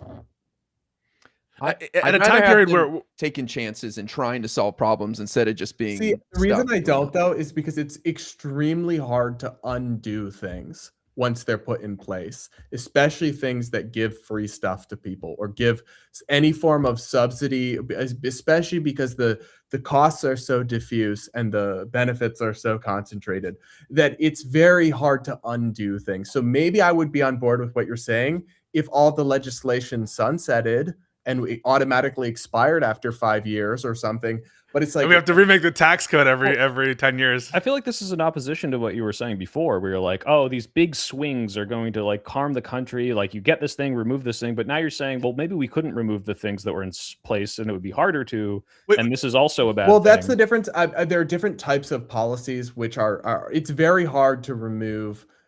What I'm talking about is specific subsidies or defined benefits packages, Medicare, that kind of stuff. What I'm talking about with swings is more policies that are social policies, like gun control, things that are a switch you can flip. But once you start giving out benefits, this is why you just see subsidies grow over time and different special interest groups getting more and more and more. There's going to be very concentrated opposition and pressure to never take it back. But then can I try one last way with you, Brad? One last way, which is the following. In reality, the imposition of the filibuster, it's not really it's not really bucking the majoritarian impulses of the country. It's not ceding power to the majority of the country. It's ceding power to one person. and that person is the president. All right, now you're actually getting me, Bisco. You're getting me. Yeah, the real separation of powers issue here is Congress's inaction should not be viewed in contrast with the population. It should be viewed in contrast with the president. And the fact that Congress has been so inactive on tariffs, on its war power, etc., has been ceding ground to the most powerful branch by far in this country, the President of the United States. You want to complain about big swings? Talk about how different the country is 1 year after Trump has been inaugurated. Yeah. I will say, out of every argument you've made, that's by far the most compelling to me and my libertarian impulses. Now the problem is just like, I think the framers in many ways were geniuses, and the system they designed was in many ways ingenious, but they really did rely on this idea that each branch would jealously guard its powers, and they never could have anticipated a Congress full of cucks who literally like want as little power and responsibility as possible. It's crazy. I don't get it personally, because I've always thought that if I could never run for election. I have way too much baggage, way too many edgy tweets, all sorts of stuff. I don't have any Nazi tattoos, but all sorts of other stuff would come up. And I just am not built for it in so many ways. But if I was actually in the office, the taking responsibility and heat and making people mad at me, I would be the Thomas Massie saying, no, everyone does have to show up to vote. I don't care if it's COVID. Like, I'd be using the power in deeply unpopular ways that I firmly believe in. Whereas like they all seem to want as little power and responsibility as possible, but just to cling to the prestige and access and future lucrative careers as lobbyists that being a member of Congress will entail, I guess. I don't know. I can't relate to it. And I think it's the unforeseeable. And I guess what I'm saying is, to your original point, with or without the filibuster, if they're still all fundamentally cucks, the executive will still continue to fill the gap that they're leaving. I hear you. I think that there's for sure a broader abdication than just what's entailed by the filibuster here. And that relates to all manner of different policies or different levers. I think most prominently right now in the context of the Iran war, it's the war power. Yeah, 100%. And here, I mean, there's just no question that this is a war as initially understood. I mean, it's armed conflict with another country. It's, we're talking about boots on the ground, etc. And Congress has just like what they're wanting to do is maybe implicitly we'll have this vote on the supplemental package using our appropriation power, different power than the war power, to try to signal where we are on the war, but so tentative about it. And even so it's more of a party alignment issue now. And faction has really taken a hold of the country. Well, it's dead on arrival. Trump said he's not going to sign anything until the Senate passes the Save America Act, so he can't sign a supplemental package. But will he stick to that? Well, he won't stick to that. Trump, I mean, he's a consistent man, if anything. Well, also, we know that. House Republicans said they wouldn't vote for any bill either, like Anna Paulina Luna down there in Florida. They'll do whatever they're told. Don't get in line. Can we circle back real quick to the Save Act? Because I feel like I didn't get to talk about this enough. Really quickly, sure. Brad, I know you're thinking that this is hyperbolic, but when I say millions of people, I'm not saying that lightly. I mean, this is analysis of 47 million people, I think, or something like this, vote by mail. Like 70 million people don't have passports, who might not have access to their birth certificate if they have changed last names. If it costs $160, maybe $200 to get a passport, plus travel costs, plus waiting time, plus DMV bureaucracy. But you don't need a passport. We don't need every single 100% of these millions of people to be disenfranchised. I expect a majority of them wouldn't be by the Save Act. But if you look at the elections that are determined by fractions of percentages, in the place that matters, I mean, look at 2000, look at any of the counties in the recent elections where people won by like 1 or 2 votes. Like, this isn't just like, oh, it's disastrous because half the electorate can't vote. It's disastrous because you're swinging enough in enough places that you lose House seats here, state Senate seats here, governor races here, maybe even the general election in counties that are the key swing districts. And to say that like, oh, yeah, it's not going to be 100 million. They say, hey, 47 million people vote by mail, 70 million people don't have passports. Yeah, okay, 130 million people are not going to be disenfranchised. But this is potentially tens of thousands of people with just that extra barrier enough to swing elections, right? Like, how is that doomsaying? I think some of the barriers that are described literally like don't even exist. And you talked about people who've changed the name on their birth certificate. So under the latest version of the Save Act, if you're a married woman, or actually when I get married, I'm going to change my name. And obviously that's a little different being a gay guy. my birth certificate will still say Brad Polumbo, and then my ID will say, you know, my new name. Under the SAVE Act, all I have to do is sign an affidavit saying I've changed my name, and that's why there's a discrepancy. That will be provided a form, and then they accept the changed birth certificate under the latest version of the SAVE Act. It's like totally addressed that what was a legitimate concern about what will happen if your documents don't match. And I guess the only other thing I'd say is everything you've described will cut both ways. And so that's part of when I say it won't meaningfully, like, even if 10,000 fewer people vote, it'll be roughly 50-50 Republicans and Democrats. It's not going to change the outcomes. Well, to be clear, my stance, I'm not saying this just as I don't want Republicans to rig the election. This is, for me, I fundamentally disagree with disenfranchisement, regardless of who it hurts. Like, yeah, like, cool. All right, my side won in the end of this policy I think is horrible, but I still don't think it's okay. And I haven't seen meaningful analysis to say, oh, definitely this will be better for Democrats. It might be. I just don't think this is justification to say, like, oh, yes, maybe a bunch of people will be hurt by this. However, it might restore some sort of integrity in the elections or faith that people don't have, that I don't think would exist regardless, no matter how many laws you pass, if Trump is the... I guess I'm not... That's why I'm not telling you that I'm hanging my hat on, I love the SAVE Act. It must pass. Elon Musk saved democracy. It all dies without the SAVE Act. I'm just telling you, at the end of the day... It's not apocalyptic. You're not saying it's apocalyptic. No, it's not going to change.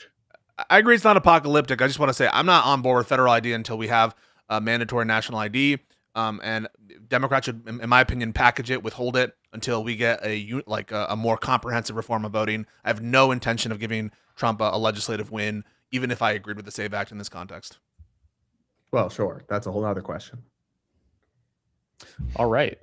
Well, we've talked with most about the topics. If there's any other news, we could get it out now. But I think IRI has been itching. I can see he's shaking. His eyebrows are twitching. Wait, can we just say, wait. It'll take 2 seconds. Brad, do you fuck with the war? Like in Iran? There's no way. Yeah. No?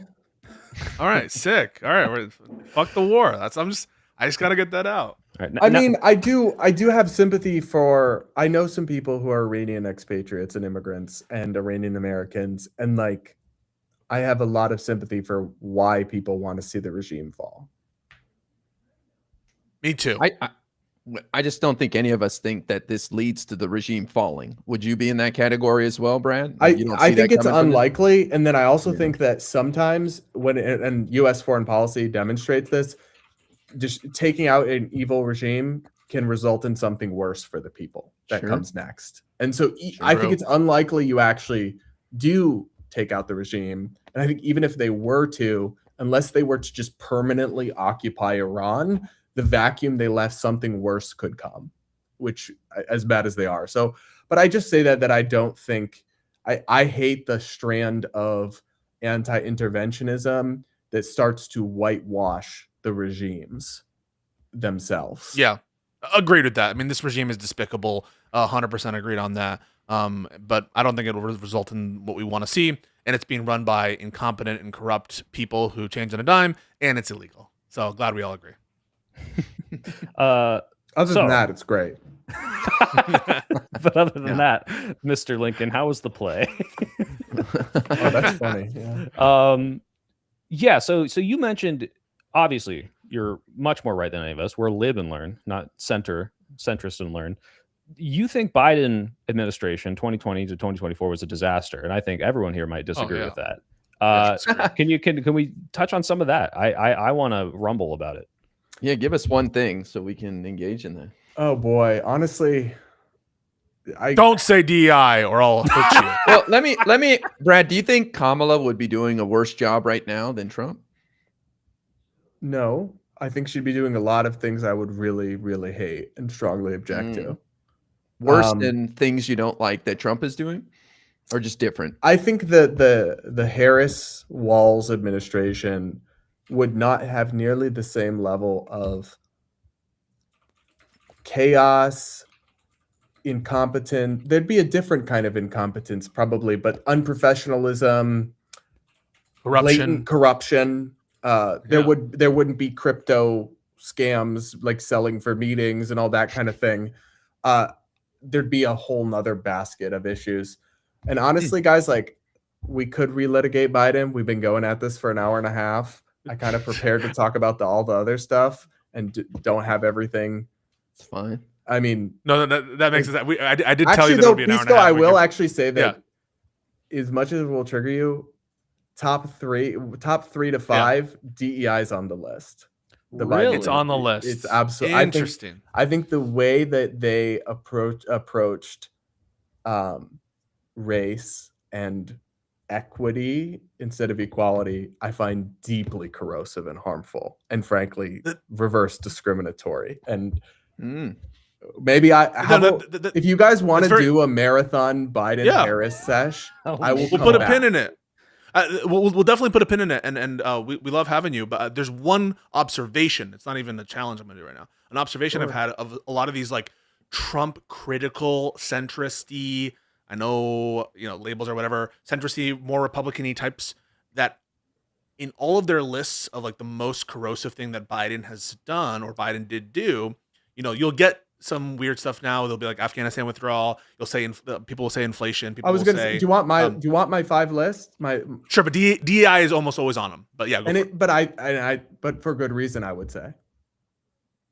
What? Perhaps we'll get into that in our conversation. But what's your top 5 or top 3 or whatever you want?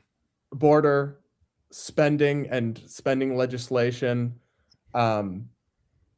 Afghanistan, foreign affairs, obviously the massive cover-up, dementia, senile, sleepy Joe, embarrassment, and then I think identity. Trump sharted in the White House. Allegedly. Did he shart? Is that real? Allegedly. And then so I can say it. I think identity, culture war, DEI, I would say is the 5th item. I think a lot of it was really harmful, but I liked when he almost walked into the rainforest. That was a really funny moment. Can we take a step back? Did you see that? I don't know exactly your politics, Brad. Like you gave us a good spiel at the beginning, and you said mostly that you feel politically homeless. But and maybe the SAVE Act is more of an indicator of this because you think people are doomsaying about it. But can you really look at everything the Trump administration is doing and still say, if it were, let's say Trump ran for a 3rd term, let's say he did it because he does float the idea. Maybe you say, okay, no, he's just bloviating. Would you still be able to vote third party knowing how much damage is being done? Or would you be able to say, hey, fuck the Democrats and all this stuff I don't like, DEI, blah, blah, blah, but it just pales in comparison? And the same way that I can say, you know what, Dems, maybe some of these progressive pundits did say some shit I did not like about Charlie Kirk. However, when I'm comparing this to the damage, just because this is insignificant in comparison doesn't mean it doesn't matter, but holy shit, does it make it an easy choice to pick what party I'm going to align myself with, or at least throw my support around until there's a more reasonable option for me to actually meaningfully differentiate between these two things. Well, I think I will directly answer your question, but the first thing is I don't throw my support around or advocate for a political party. That's just not what I do. And so I don't feel the pressure to do that for the Democrats over the Republicans because I was never shilling GOP. I was never saying, go vote Republican. Here's your election. I love Republicans. I've always been an independent political commentator discussing. That's fair. But to talk you up a little, you have a huge audience and you got a lot of people to listen to. So whether or not at the end of the day you say, go vote for this person, people are going to vote based on what you tell them because you are someone that people listens to. So you don't have to. The glaze. You don't have to say go vote. They're going to do it. If you spent your whole career shitting on Donald Trump, they're not going to vote for Donald Trump if they're your fans, and vice versa. So this is a responsibility I think that you as a platformer have. I think that the answer to your question, if you told me the election came down to my singular vote, and I could redo 2024, knowing what I know now, and this would upset a lot of my fans if they watch this because a lot of them did vote for Trump, then I would vote for Kamala Harris. Okay. Now I hate that I'm saying that. That makes me feel slightly nauseous, and I would be her biggest hater. You're not the only one. Nick Fuentes is endorsing something similar for the future. Oh, bro, don't that's not a good comparison. No. He's just being stupid. But why not think of every election like that, Brad? Obviously, we can't see what a year of one of the candidates running the country would be like, but why do you not feel every election hinges on your vote? That's how I vote every time I go in, and I'm in California.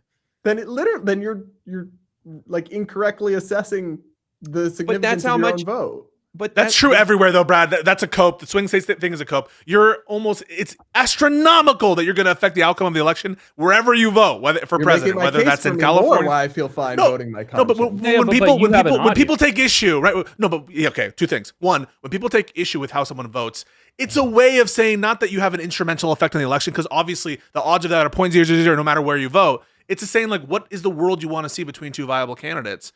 Or they're saying someone with a lot of influence, take Joe Rogan or Brad Polumbo. Then you might have more of an effect than like a given voter as a voter. What's the world you want to see? I want to see a world where we have more than two options, and you can't, if you only hyper focus that for now all we have is these two, like that is the hurdle that stops us from having more than two. No, voting lesser of two evils doesn't stop you from having a third party. You have to build that party in between elections. You can't just say, well, I'm not going to vote for the better choice here, and that's going to get me, Gary Johnson as the head, third biggest party in 2028. That's just not going to happen. It grows over time, is what I'm saying. Is that if you have a viable third party and more, or the other parties have to adapt to pander to those voters, if a significant enough percentage of them starts defecting.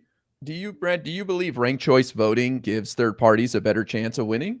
Honestly, I'm going to cop out of that and say that I liked the sound of ranked choice voting. I've seen some like mixed results of how it's played out, and I haven't read about it or studied it enough to have a definitive take. Well, I bring it up because I just want to say I think that Democrats are the only ones who are supporting it, and I think it's the only chance you have of breaking the two-party stranglehold. That's why I liked it in theory. Voting Dem all day long. That's why I liked it in theory. That's exactly why the idea when I first heard about it years ago of ranked choice voting did appeal to me, is because then you could vote your first preference, and then like I said, I've heard mixed results on how it's actually played out, and I haven't looked into it because, again, guys, it's like I like to just talk about the news and the ideas. And my first few years of my career, I covered elections. Like I went to presidential debates. I wrote today this candidate released this proposal. I'm not in that lane now. And to your idea that like, oh well, I have an obligation, you're important, and a responsibility.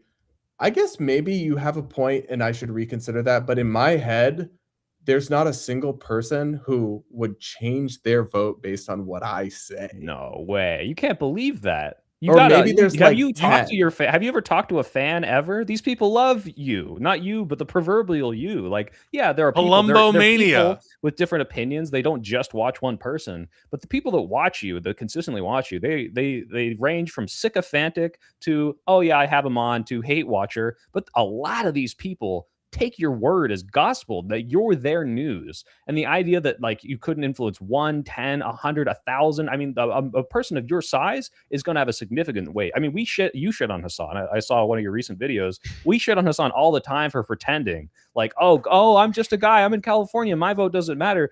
Dog, you have millions of viewers, and absolutely you could change. But I guess I'm just like 1/1000th the size of Hassan. I would agree with what you're saying if I had his kind of but I still do audience.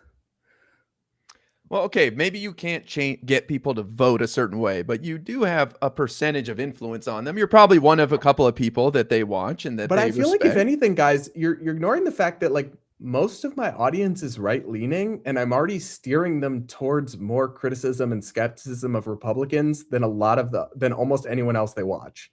And so it's like, to the extent that subconsciously my content is changing their voting, it is probably in that it is pointing out like, I criticize Trump about this, I criticize a Republican about this, and because they like me and trust me, they see the validity of my point. And now they like just stop blindly trusting this or going along with it. I hear from people all the time who tell me they were more far right and they started watching my content, and now they're a lot more skeptical.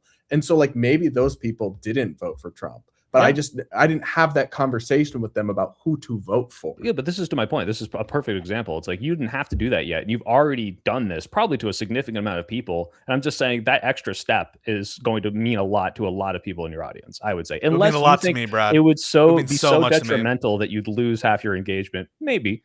But I don't think the thing is, to be honest with you, I already have lost a lot of viewers and engagement by consistently criticizing Trump. And I've restructured my business model to kind of accommodate for that.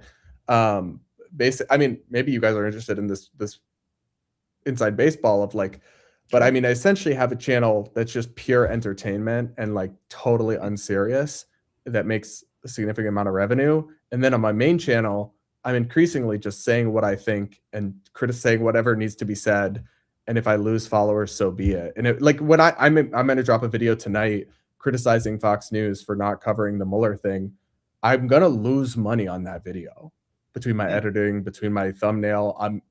It's going to get like 10,000 views max. Like this is. I do appreciate that about you, Brad, because the incentive for financially, you could be making a lot more money doing the kind of grift, kind of Trump. Oh my God! Do you know how much millions of dollars Benny Johnson must be rolling in? Do you know how many male escorts he can probably afford? Joke, allegedly. Whoa! Joke. What? Allegedly. He's just sometimes he weighs the amount of money in male escorts. He's not saying anything about Benny Johnson's I'm not behavior. saying anything about his Google ads or tea or rumor. No, just allegedly a medium of exchange. It's a joke, satire, humor, no defamation, but also wait. So can I inaugurate a segment? I want to name some right-wing influencers for Brad Polumbo and see the first word that comes to your head when you think of them. Oh God, you're gonna get me in trouble, but let's do this. This will be fun. Okay, go ahead. Somebody clip this. Okay, Caroline Leavitt. Shill. Benny Johnson. Gay. He's just gay. Tim Pool. Say it. Unhinged. Dave Rubin. Oh boy. Flexible. Nick Fuentes.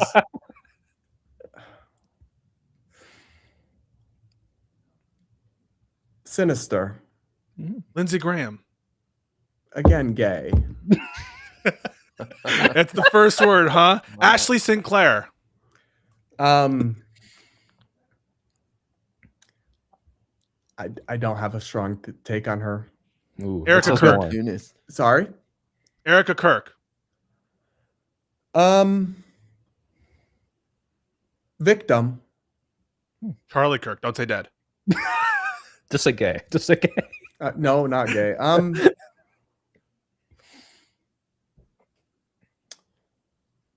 Rose-colored. Oh, Katie Miller. Couple more. Katie Miller. IQ. Oh my God.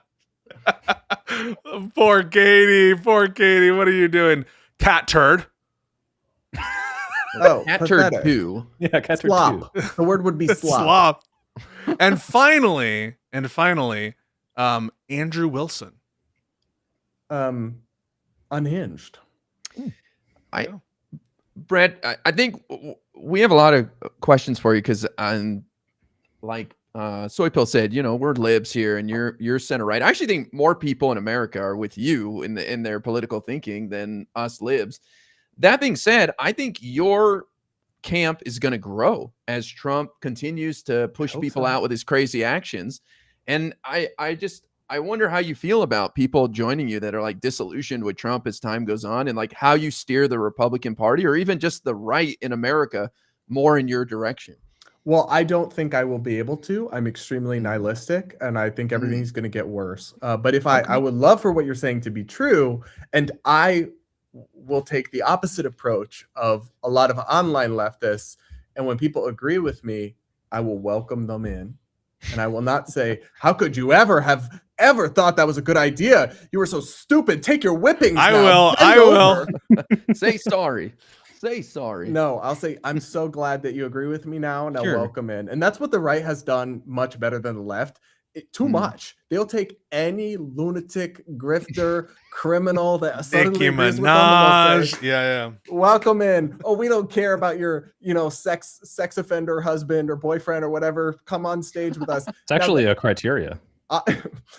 They've gone too far in that. Like, you have to have some standards. But like, I think broadly speaking, the left is the opposite, where it's like, no. There was this saga on TikTok where this woman left MAGA and she just started. She got, and she announced this, and she's like, "I made a mistake, and I'm sorry." And all her comment section is just thousands of people telling her they don't forgive her. She's a piece of shit. Rot in hell. We'll never forgive you. You will never trust you again. You're evil. And it's like, I sort of understand why they feel that way, but that is so anathema of how politics has to work.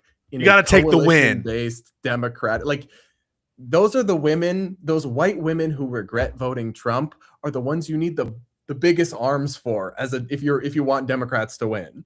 And instead, you're going to scold them. Yeah, See how they we kind of need people a little taste of their own medicine. Well, I don't know. Soypil, white women have had it good for too long in this country. I'll say that. They've had it so easy. White women? Oh, yeah, they've had it so easy. Soypil, I have a question for you. Would you accept with open arms Brylin Holohan? What's his Brylin Holohan? Oh my God. If he was like, "Oh no, I'm a lib now," would you accept him? Well, here's the thing: is like, there's a difference between accepting, like, all right, you're voting for me, cool, you're on my side, and accepting everything they say and trusting these people, because the people that were dumb enough to be duped by MAGA are dumb enough to be duped again by any number of things. And there's a lot of people that I see drifting away from Trump that are going to hop back on some next crazy train just as fast as soon as it's popular to do so. And so I'll say, you know what, good job. And I'm going to try to find a way to make you stay, but I'm absolutely not going to stake my life on these people. I'm absolutely not going to welcome them with like, oh, here's a cookie for you, finally deciding. Yeah, but his name is Brylin. Thing.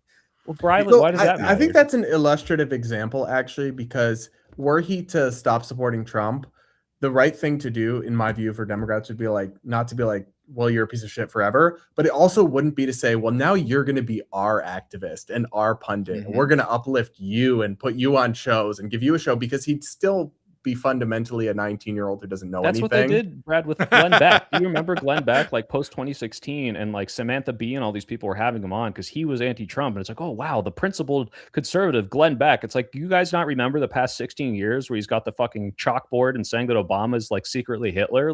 You can't elevate these people. I don't know what you're talking about. I found his conversation with AI George Washington explaining how George Washington doesn't actually believe any of the things George Washington wrote about war powers. I thought that was real. No. Oh my God. It was really fucking weird. These guys, I want to say, I think a lot of these late night comedy people, a lot of these old news people like Chris Cuomo, when he fell for that AOC AI thing, I'm like, some of these people have been overhyped, overemphasized as being curators and smart for years and years and years. If there's one good thing about the rise of alt media or whatever, is we all have to play in the same pool a little bit, and some of these people, I think, like the Glenn Becks of the world and the Chris Cuomo's of the world, are being exposed for low IQ, in my opinion. Well, you also don't realize until you are in the industry, and I've only been adjacent to it, but I've had a foot in it, that most of the people on cable Fox is actually the least like this of the networks, from what I've heard. They're just figureheads who read teleprompters written by someone else. Whereas even in the new media space, it's mostly there's some support staff, right? But it's we're deciding what to say and how to cover something. That is absolutely not how cable news operates. There are entire staffs of people. I mean, there was a host that I was very friendly with, and I knew her monologue writer. And I'm like, wait, she doesn't write her monologues? No, there's a full-time job of somebody who it is to write her monologues for her every day that she then reads from a box. And that's why I think you see what you're seeing when a Chris Cuomo goes off in the wild, or somebody that then becomes unmoored from that. You realize that there was never that much happening up there. Yeah, and also they're getting horny on Maine. It's crazy. Wait, what? Did I miss a chapter? Chris Cuomo, he's like, who's this lady? When he was talking to, you know that Miss USA woman who's now hates Israel and is making the rounds? I forget her name. Oh, but, the one who was on the Religious Liberty Commission. Yes. And Chris Cuomo was like, who is this, on Twitter? You just got to have a little more discretion than that, Chris. Yeah, it runs in the family, that sort of stuff. They're just Italian. They're Italian. To your point, Pisco, of can we welcome these people with open arms? We have examples of this where you have to reestablish that trust for me to really feel like you're on my team and that I should prop you up. Let's take like Elizabeth Warren, former Republican, who has now done so much progressive work, CFPB, like all this stuff in her life. It's like, I know that you're not a dumb Republican who's just going to switch back on a whim. Like Kat Abu Ghazala, she didn't win, but like similar type of thing where like you are so progressive now. I would be surprised if you flipped on a whim again. And you just don't want another John Fetterman type situation, although that's kind of like the opposite sort of switch. So we're almost out of time here, Brad. I appreciate you hanging out with us so much. Yeah. But out of all the 2028 candidates, left or right, is there any of them that stick out to you that you could see yourself voting for? Well, I did say Rand Paul, but he's not going to run. He's not going to run though. Oh, he's making moves. You think he will? Guys. He's going to run. He's going to run in the 2028 presidential Republican primary. He won't win, but he'll run. Interesting. Okay, so what about candidates that have a chance? No is the short answer. I mean, like you're saying who I would enthusiastically support. Yeah, what about somebody like Marjorie Taylor Greene? I feel put aside some of the crazy stuff. No, he's calling Trump out. Crazy stuff. Saying he lied. She's appealing to that. This is an example of what we just talked about. She's still a crazy lady. Yes. This is literally, she suddenly agrees on a couple things, and so now we're supposed to embrace her like she's not batshit insane. Did you want to say crazy bitch just then, but you held back? I did, but I'll say crazy bitch. You should say crazy bitch. Crazy bitch. People can change. She's not changing, dude. She's like 45. Like she's not a 19-year-old who had a woke phase and is now sensible. It's like, do you just think she's hot? Like, what's going on here? No, I never understood the that. Geico caveman type. No, I never understood that. 51 years old. People do not have authentic political re-evolutions in their 50s. I don't know. When did Elizabeth Warren switch parties? It was pretty late, right? It was sooner than that. She was like a Harvard professor when she was 40. I don't think she was. If you're a professor, you're basically a Marxist anyway. Let's just be honest about that, especially in some of these northeastern states. But I think that you would be curious about Marco Rubio. I think you'd be curious. The only reason I'm not though is because Marco Rubio untethered from this administration, and like maybe it would just be in an alternate universe. I think if there was a Republican, say that Trump crashes and burns the rest of his terms, Republicans lose big, and somebody like a Glenn Youngkin runs as like a return to normalcy Republican candidate, that's somebody I would potentially be drawn to. But even then I would be like, okay, I'll call balls and strikes with this person. There's nowhere I'm gonna. I look about Grissom Gavin. Wait. Warren switched parties when she was 47. So yes, MTG is older, but it's not too late. I'll say that.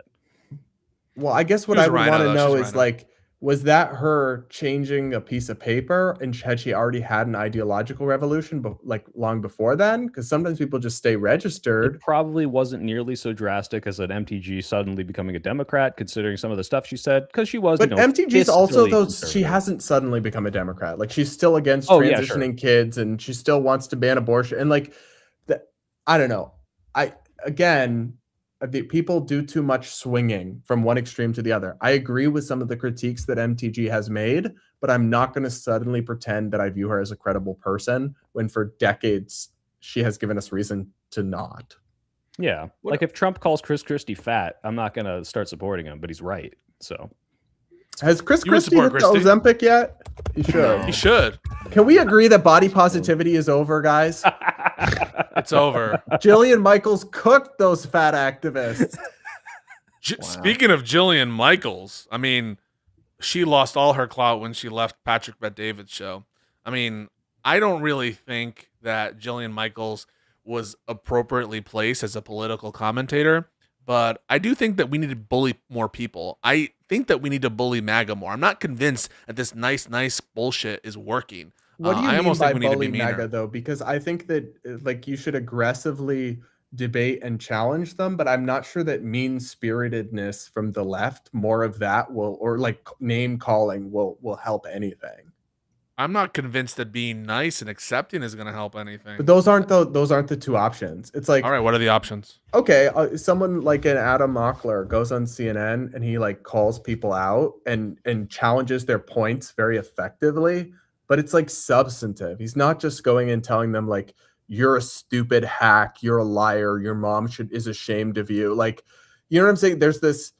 There's like two genders of Democratic debate bros, and like the one that I think needs to be retired is the one that just constantly calls everything racist, offensive, sexist, or how could you say that? And the one that's like just points out contradictions or stumps people with gotcha questions that are substantive that's what I think is effective. So you stand mock. You stand the mock. My biggest criticism of Adam is not mean. That's my biggest criticism of Adam. So I disagree. I more mean. Stand him in the sense that like I disagree with him on most things, but I think he's a very effective debater and communicator. Sure. Yeah.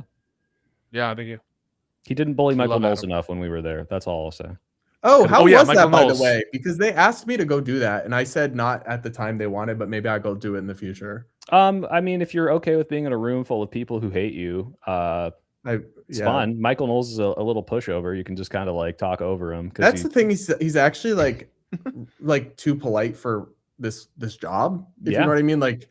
But I actually think the fascist ideology is just not the fascist, fist of power. Well, he is just like the little, the sultan, like the little vizier, that like is like, whispering in the ear, but then the hero like, touches him and he just collapses into a ball of dust. That's so. I actually think the idea of like angry randos screeching at you.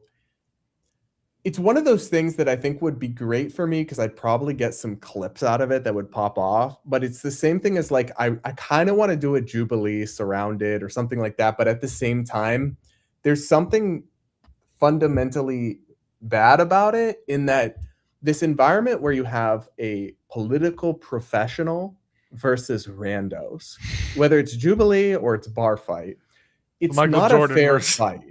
So whether it's Mehdi Hassan or whether it is Michael Knowles in that surrounded with the Jubilee, when the surrounded participants are not also professionals, when they're just random people they bring in or like a Instagram person. Or Pearl Davis. Did you see Pearl Davis against Anna Kasparian? She's terrible at debating, but she's just, can I say it? Yeah, you can say it. Low IQ. She's just retarded. It's not like there's nothing happening up there, but she is at least a professional. This is ostensibly her job.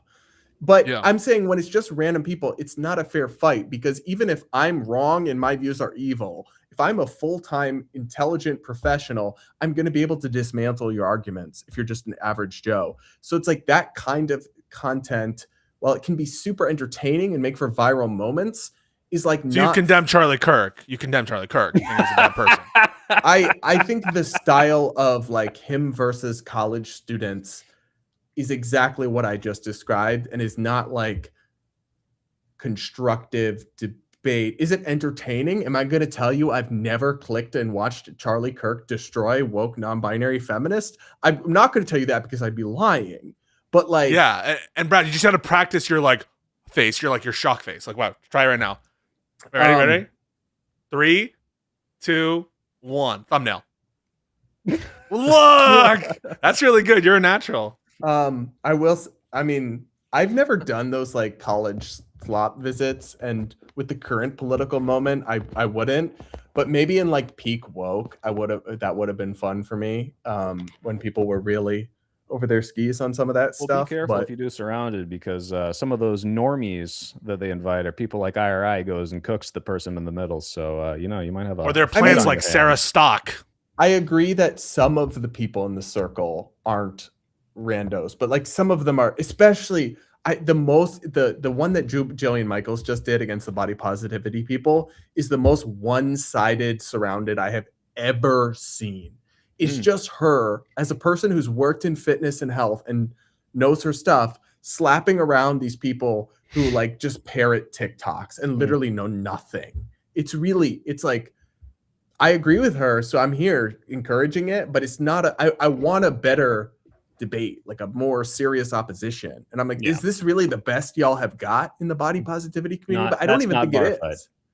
Look, we do have to wrap up. Breaking news: Mark Wayne Mullen has been confirmed as DHS. Oh wow! My captain.